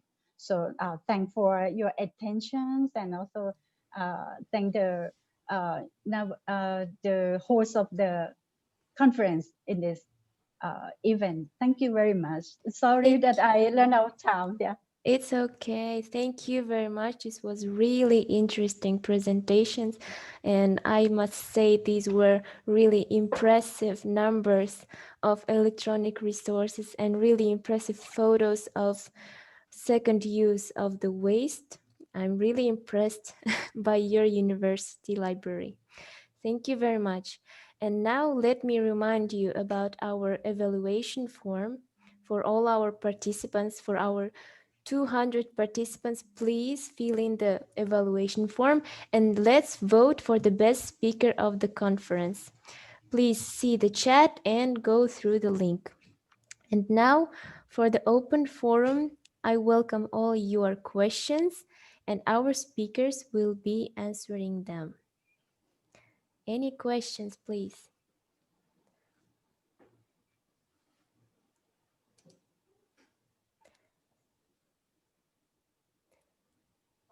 Yes, Karlagash Tuleubayeva raised her hand.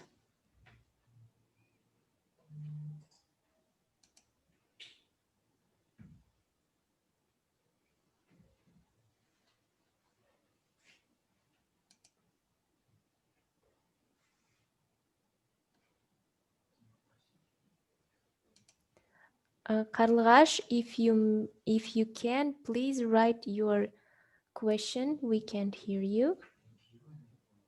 In Q&A box.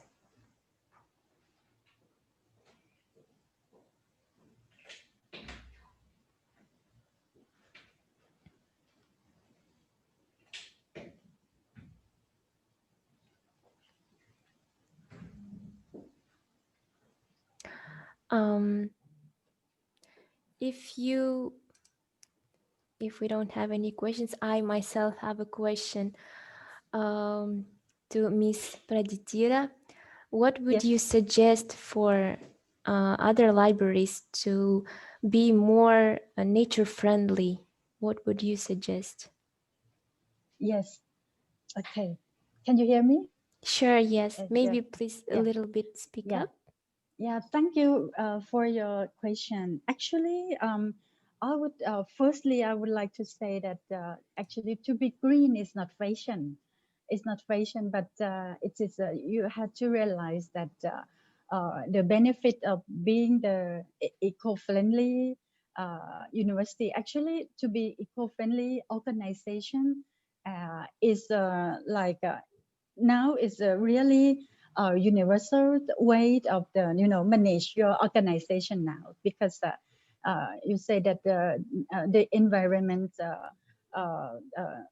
issue is now really concerned with our planet now. So it's not difficult actually, but I think let's start with the consensus that to manage the sustainable environmental management is really need to be done now. Okay, so that after that you will see many way of doing it. It can really do it easy way. For example, start from my staff now that we don't bring foam into our buildings, and we also have our food container. Individually we carry our food container to work every day. So once we go out for lunch or for food, we bring it back to the buildings, and we try to have it kind of like do everything not too much, because after that you will have many waste, much waste in your house or in your in your building. And much waste can create or impact the greenhouse effect. Yeah. Thank you very much. And there are 3 more questions from our participants. So Julieta Olivar asks, how do you motivate your students to recycle? And I think you have just mentioned a little bit about it. Yeah. You just show it from your experience, right? Yes. What we have done first, that we prepare the waste container.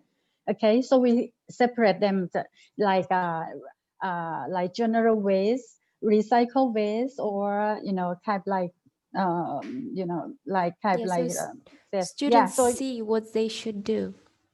Exactly. Yeah. So this is a kind of like novel, and then if any chance that the library visit for our library orientation, we will have some tip for them. So or we try to decrease the paper. So once they come to the library, they ask for the brochure. So we have them QR code or so that And next, please, from Venkat, are you implementing any environment management system standard like ISO 14001 2015? We are, yes, this is for environmental standard, international environmental management standard. We are study on that. We are working on study on that. But anyway, to certify some the international standard, sometimes we need some money, need to invest, for consultant and for the certification standards. So we try to think about it, and if we need some budget, so we were trying to consider if we are going to or going for it or not. Thank you. Yes. So for the last question, how do you go about having partnership with the local government or any institution? From Cilio Santos. Yeah, thank you very much. This is very actually it's the tough word, but in the beginning, but after that you will see that it's very easy. Work of the director of the library sometimes it's like kind of like you need to join the event, you need to find the opportunity. So this is what I have done. Once the province or the governments create some event, we are trying to join and find the partner, try to kind of like introduce ourselves, what we have done, and we are just propose directly that we are looking for some the network or some government unit to support or working with us. So this is what we have done. Yeah. Great, thank you. And Karlar Tulyobaeva raised a hand previously, and she wanted to thank you for showing us your experience. She's thanking you for your experience and for sharing it with us. Thank you Thank very you. much. And one last question from Piotr Lapo. How many librarians in your library are involved in the constant basis in the Green Library activities, and who supervises these activities? Oh, yes. Actually, the project of having the national pre-library standard that organized or developed the criteria by the Thai Library Association is already for 4 years, and most of the member who kind of like volunteer for the assessment. Now mostly they are academic library.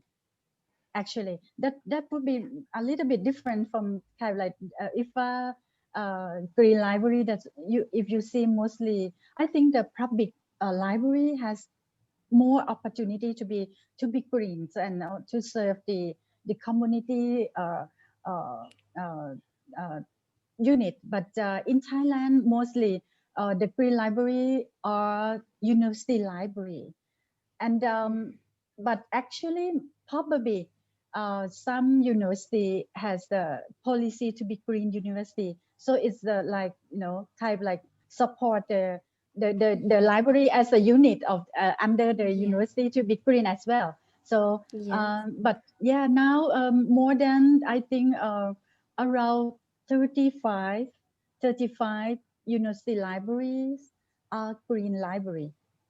Yeah. So all are involved in this, right? In this project. Yeah. This is really impressive, really. I think most of our participants liked your experience. Thank you very much, Ms. Praditira. And now it's the end of question and answer section. And now I'll pass my word to April Manabat with the next final session. Thank you very much.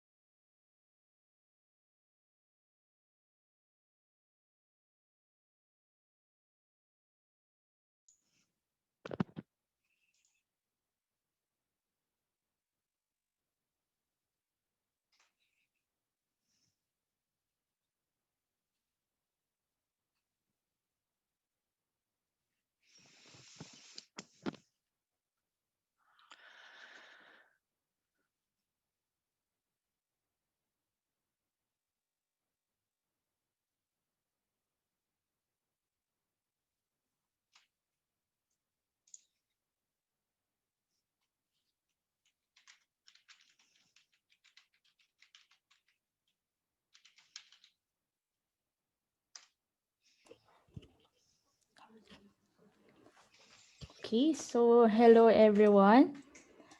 Okay, can you hear me? Hello everyone. All right. So hello everyone, I'm April Manabat from NU Library, and greetings again from Kazakhstan. As we are about to end the second day of the conference, it is fitting to have a closing keynote speech from another reputable librarian and researcher. Our keynote speaker is a full professor at scholarly communication at Southern Denmark University and head of research at the University Library of Southern Denmark. Her research focuses on the researcher's integrity and responsible use of scholarly metrics. She teaches scientific methods, philosophy of science, and research integrity. She was also a full professor of communication and media science. Her current research team is a cross-disciplinary unit covering both STEM, social sciences, and humanities. She is currently serving as a board member of the Spark Europe and a very active member of LIBER. I hope I would be able to speak it right. Ligue des Bibliothèques Européennes Recherche.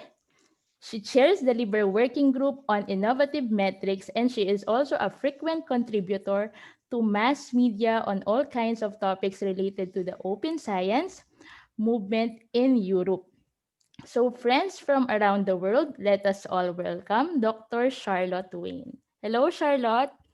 Hello there, and thank you very much. I'll just try to share my screen here. All right.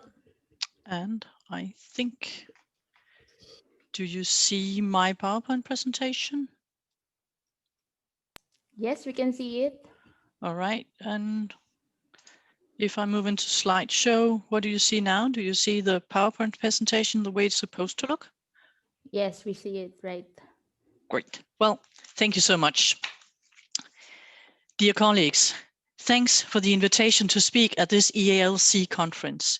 It is a great honor to be among such distinguished colleagues in a country so far away. Near in terms of discipline, but far in terms of physical distance.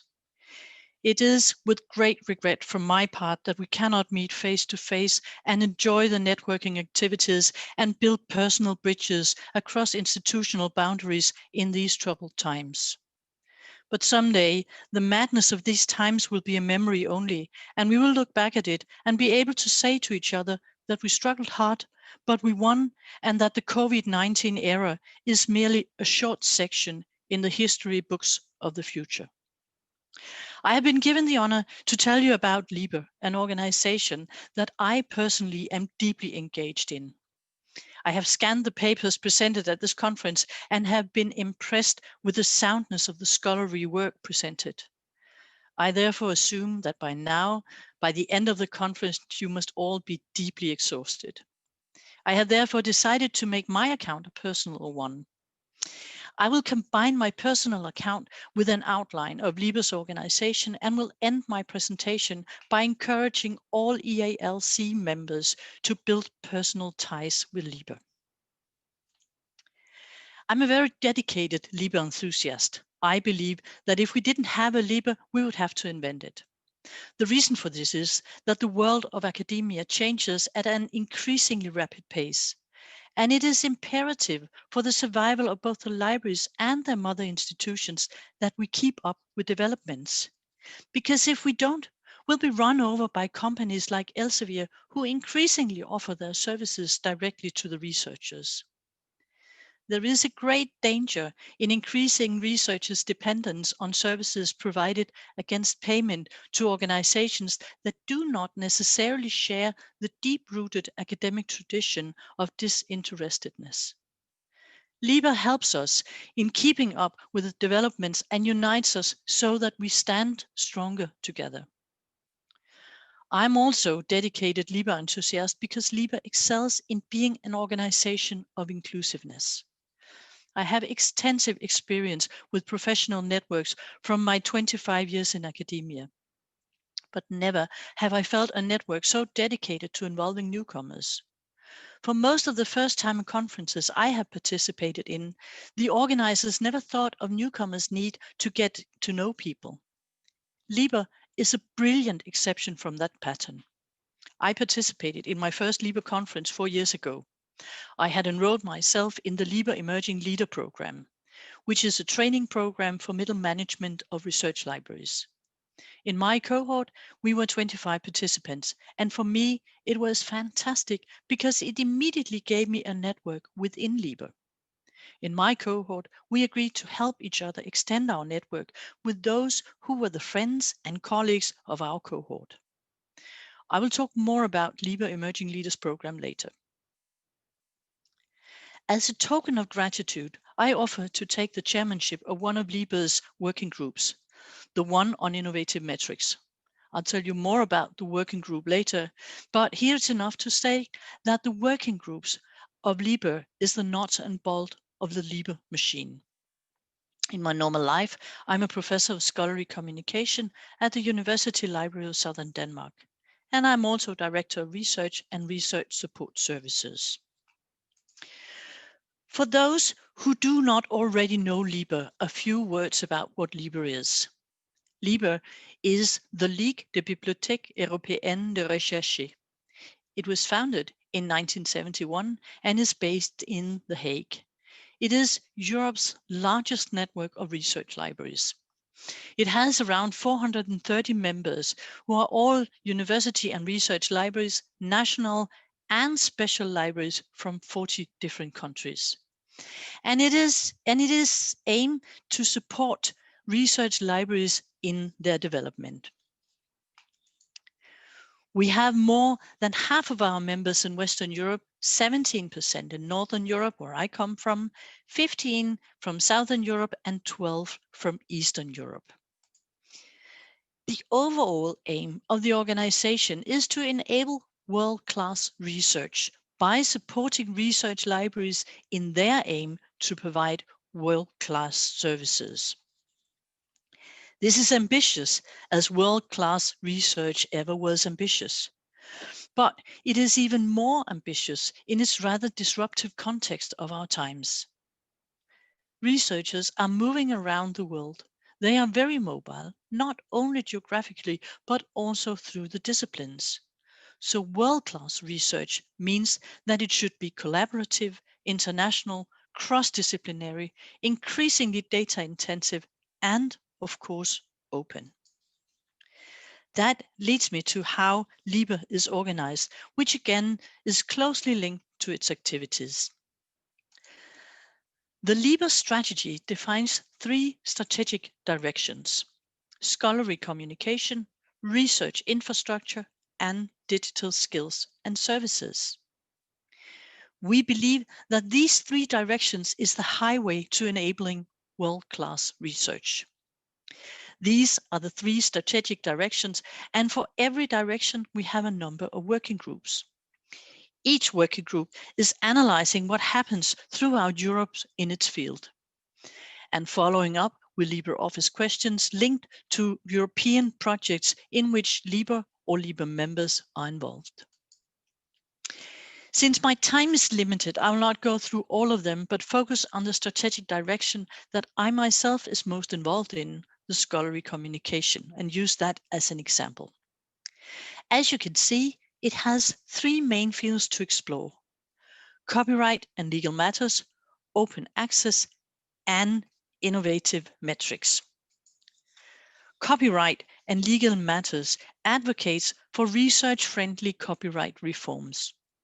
It follows up the work of the European Commission and Parliament and publishes statements to be reused by its member libraries in their own advocacy work. They had plenty to do at the end of last year. We did lots of lobbying for a number of articles in the new copyright directive in EU. And we were quite successful, as at least on European level, nearly all our inputs could be part of the new directive. Now work will continue to influence work of the Parliament on national level. That is why you can find on LIBER website materials that will help you influence things on a national level. The second theme is open access, old but still a relevant field of activities. The working group Open Access advocates and promotes open access policies, and it discusses questions linked to licensing and negotiation about open access mandates.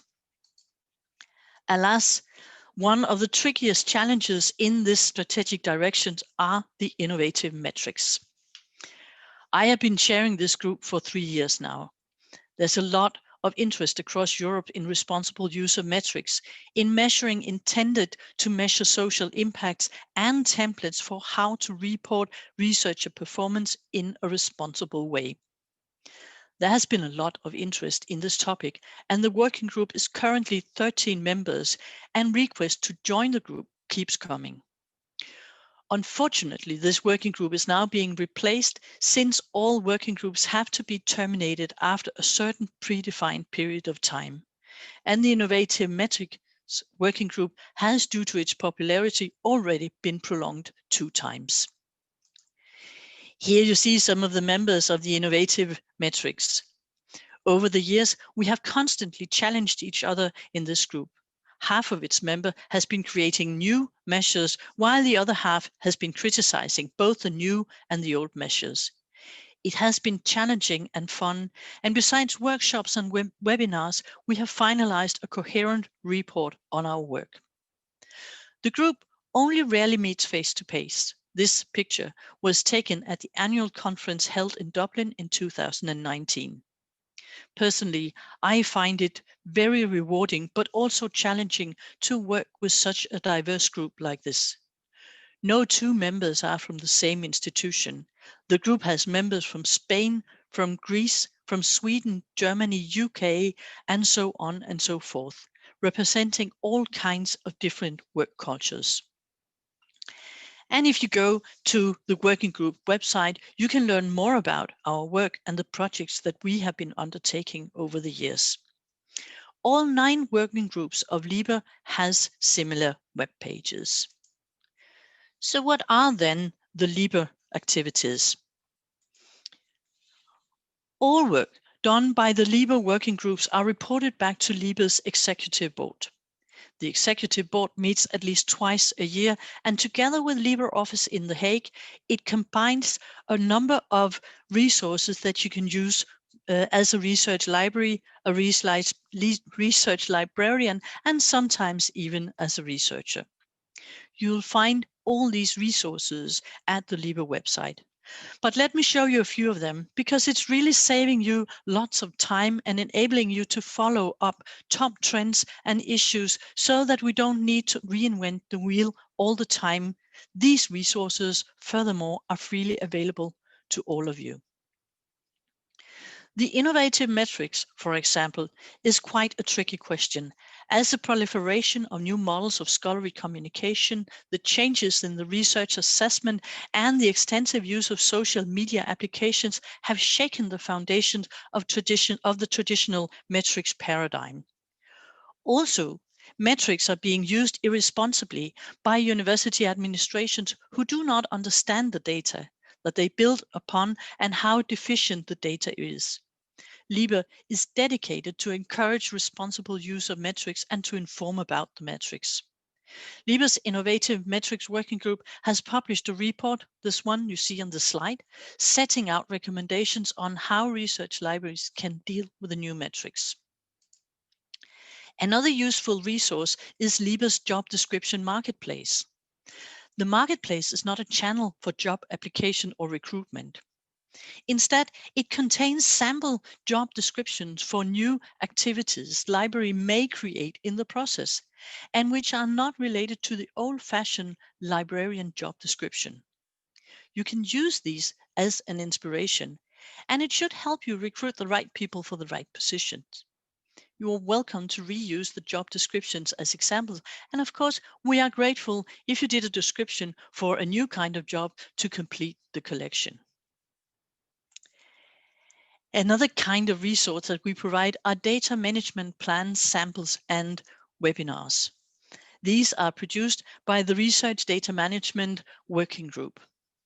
Research data management is indeed a hot topic in Europe in these years, and at many universities, providing assistance for drafting data management plan for researchers and to identify repositories for data has been nested at the library.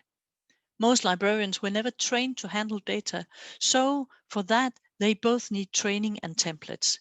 Many of the templates necessary are out there for you to use. So help yourself with this very efficient tool to get research data management. Another of our favorite activities of LIBER is the already mentioned LIBER's Emerging Leaders Program.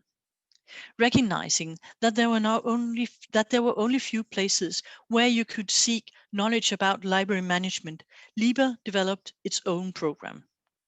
Run by 2 experts, one librarian and the other professional management coach, LIBER forms a cohort of up to 25 middle management librarians every second year.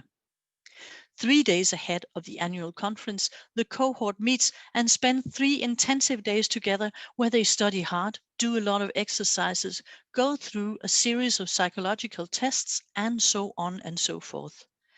After the conference and in the year to follow, participants must do several tasks. There is a book that must be read, and there's an assignment that must be written. And then there's an internship at another European research library where the participant shadows the library director. When the next annual conference approaches, the cohort meets again 3 days before the conference and receive some management training again. On these pictures, you see me and my cohort. With these people, I share my most personal thoughts on my work as a manager in the library. They have actually become some of my best colleagues and friends, and I always look forward to seeing them at every LIBER event. Last, but certainly not least, I'd like to mention LIBER's annual conference. Every year in June, the main conference is held, organized like a traditional conference with keynotes, papers, and posters, but also a chance for the working groups to meet. The scholarly level is relatively high, and it is in fact quite difficult to get a paper or poster accepted at LIBER conference. For me personally, LIBER conference is the gateway to the summer, and I have some cherished memories from the conferences mentioned above. So, what are the challenges facing LIBER? Well, to a large extent, the same as its members' organization. The academic publishing industry, led by giants like Elsevier, are undermining the budgets of the libraries through ever-increasing subscription fees. The academic publishing industry's immoral business model is a well-known topic. They receive the raw material, the research articles, for free, and the processing, that is the editing and peer review, is largely done by researchers for free too. And then they sell back the same product to the researchers again through the libraries at constantly increasing prices. It is double dipping in taxpayers' pockets, since both the research and the library services are state financed. LIBER helps academic libraries in engaging in and supporting open science and open access. LIBER provides us with a forum where we can discuss how to deal with the publishing industry when negotiating licenses and how to make researchers understand the importance of open access. Another challenge is the current managerial paradigm in academia. The introduction of new public management in academia has led to increased use of performance-based research assessment systems, which are not always used in a responsible way. The STEM disciplines have used such systems for many years, but humanities and social sciences hasn't, meaning that when such measures are increasingly used to hire and fire people and to allocate funds internally at the institutions, they are heading down into a moral gray zone. As librarians in academia, it is imperative that we help both the researchers and our mother institutions in using these tools in a responsible way. Another aspect of this is that universities are becoming increasingly dependent on data provided by Elsevier and Clarivate, who are getting increasingly wealthy by selling these data, our own data, back to us. LIBER helps creating awareness of these business. Due to the massive changes in academia these years, it is imperative that we follow our mother institution and develop new services for them. I have listed a few here, but the list is endless, and faced with the demand for new services, there's also a demand for new skills. LIBER helps its membering organizations in keeping up with these developments by being a forum for sharing news and trends across Europe. And when the new trend has been identified, LIBER includes it in one of its activities and thus helps us building and strengthening our competences. LIBER does that through its activities like the conferences, its printed reports, and the webinars and the various trainings programs. I hope I could make it clearer in which field we are working in the European environment and in LIBER in the years to come. Many of the tasks we undertake locally turn out not to be local at all, and by meeting, discussing, and sharing, we keep ourselves away from reinventing the wheel at every research library in Europe. And because LIBER is such an inclusive organization, where newcomers feel welcome from day one, the membership list keeps getting longer and longer.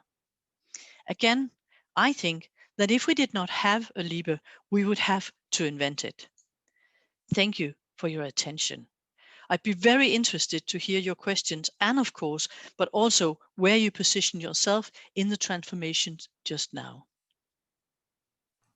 All right, so thank you so much, Charlotte, for sharing your initiatives at Liber. So truly, librarians and libraries have been taking a big role in the library innovation, research, and open science movement. So that is why we should be more aggressive in communicating our value in this ever-changing world, maybe as a data librarian or a data curator or even a data research manager. So I hope our participants will be inspired to get involved with liver initiatives. Okay, so now maybe we could entertain some questions from our participants.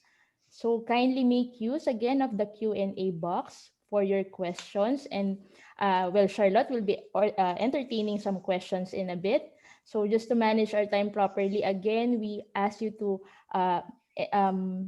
put your questions on the chat box and put your name and country, and to also those questions that are not be answered will be sent to Charlotte for her to answer.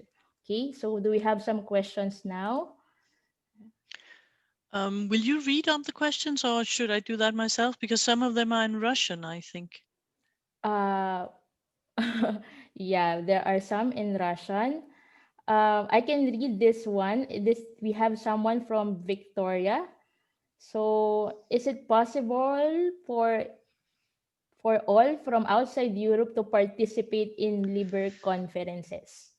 Yes, I think it's possible for you to participate in LIBER conferences because what you simply do is you pay the conference fee.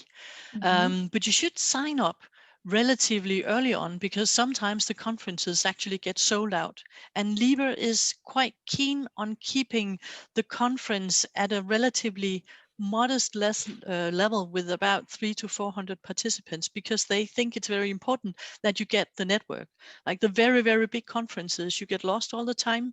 But LIBER wants to keep it intimate, may not be the right word, but to keep it like a bunch of people where everybody can meet. So I think you can participate, but I'm not sure whether you can actually become a member if you're not based in Europe. I see. All right, so maybe those who are interested, you can try, but again, just take note of what Dr. Charlotte has said. So another one from Camilla, who helps with funding Liber organization? Is it governmental? Well, to some extent it is. It's financed by its members, and the members, since they are research libraries, state funded, then it is, you would say, state funded, but it's state funded through membership fees. And also, I think that LIBER office in Hague are very diligent on applying for funding from various places, but I don't think that LIBER has that many expenses because all of us who work for LIBER for free. I mean, I don't get paid for being a chair of the working group, so it's in that way the level of expenses are kept at the most modest possible level. I see. Okay, so I think there's another question here. In what aspects copyright can be introduced in academic libraries as new service? This is from Kamola from Uzbekistan. Okay. Oh, that's a very good question. Well, actually, we do a lot of talks with the researchers about copyright issues. Due to many PhD theses, for instance, being published as or being presented as article-based PhD thesis, all kinds of copyright issues pops up due to the legislation in the European countries where a PhD thesis must be publicly available. And if you publish half of your PhD thesis in academic journals that are hidden behind paywall, then you cannot argue that the PhD thesis is publicly available. So there is a lot of lack of knowledge among researchers about copyright issues, and we help them to get that issue. Okay, all right. There's another question here, but I think it was already answered. Is it possible to become a member of for libraries outside of Europe?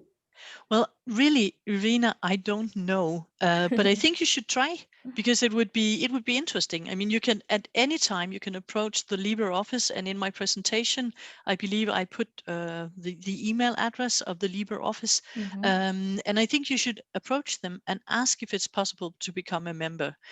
I think we had. I think we actually have a Turkish member, but I'm not quite sure.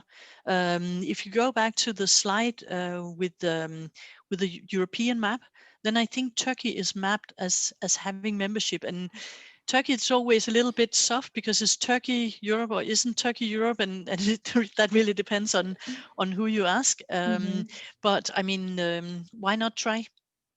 Yeah. And So good luck with it, by the way. you can Hope to see you. Right. All right. So there's another question here. I will just read.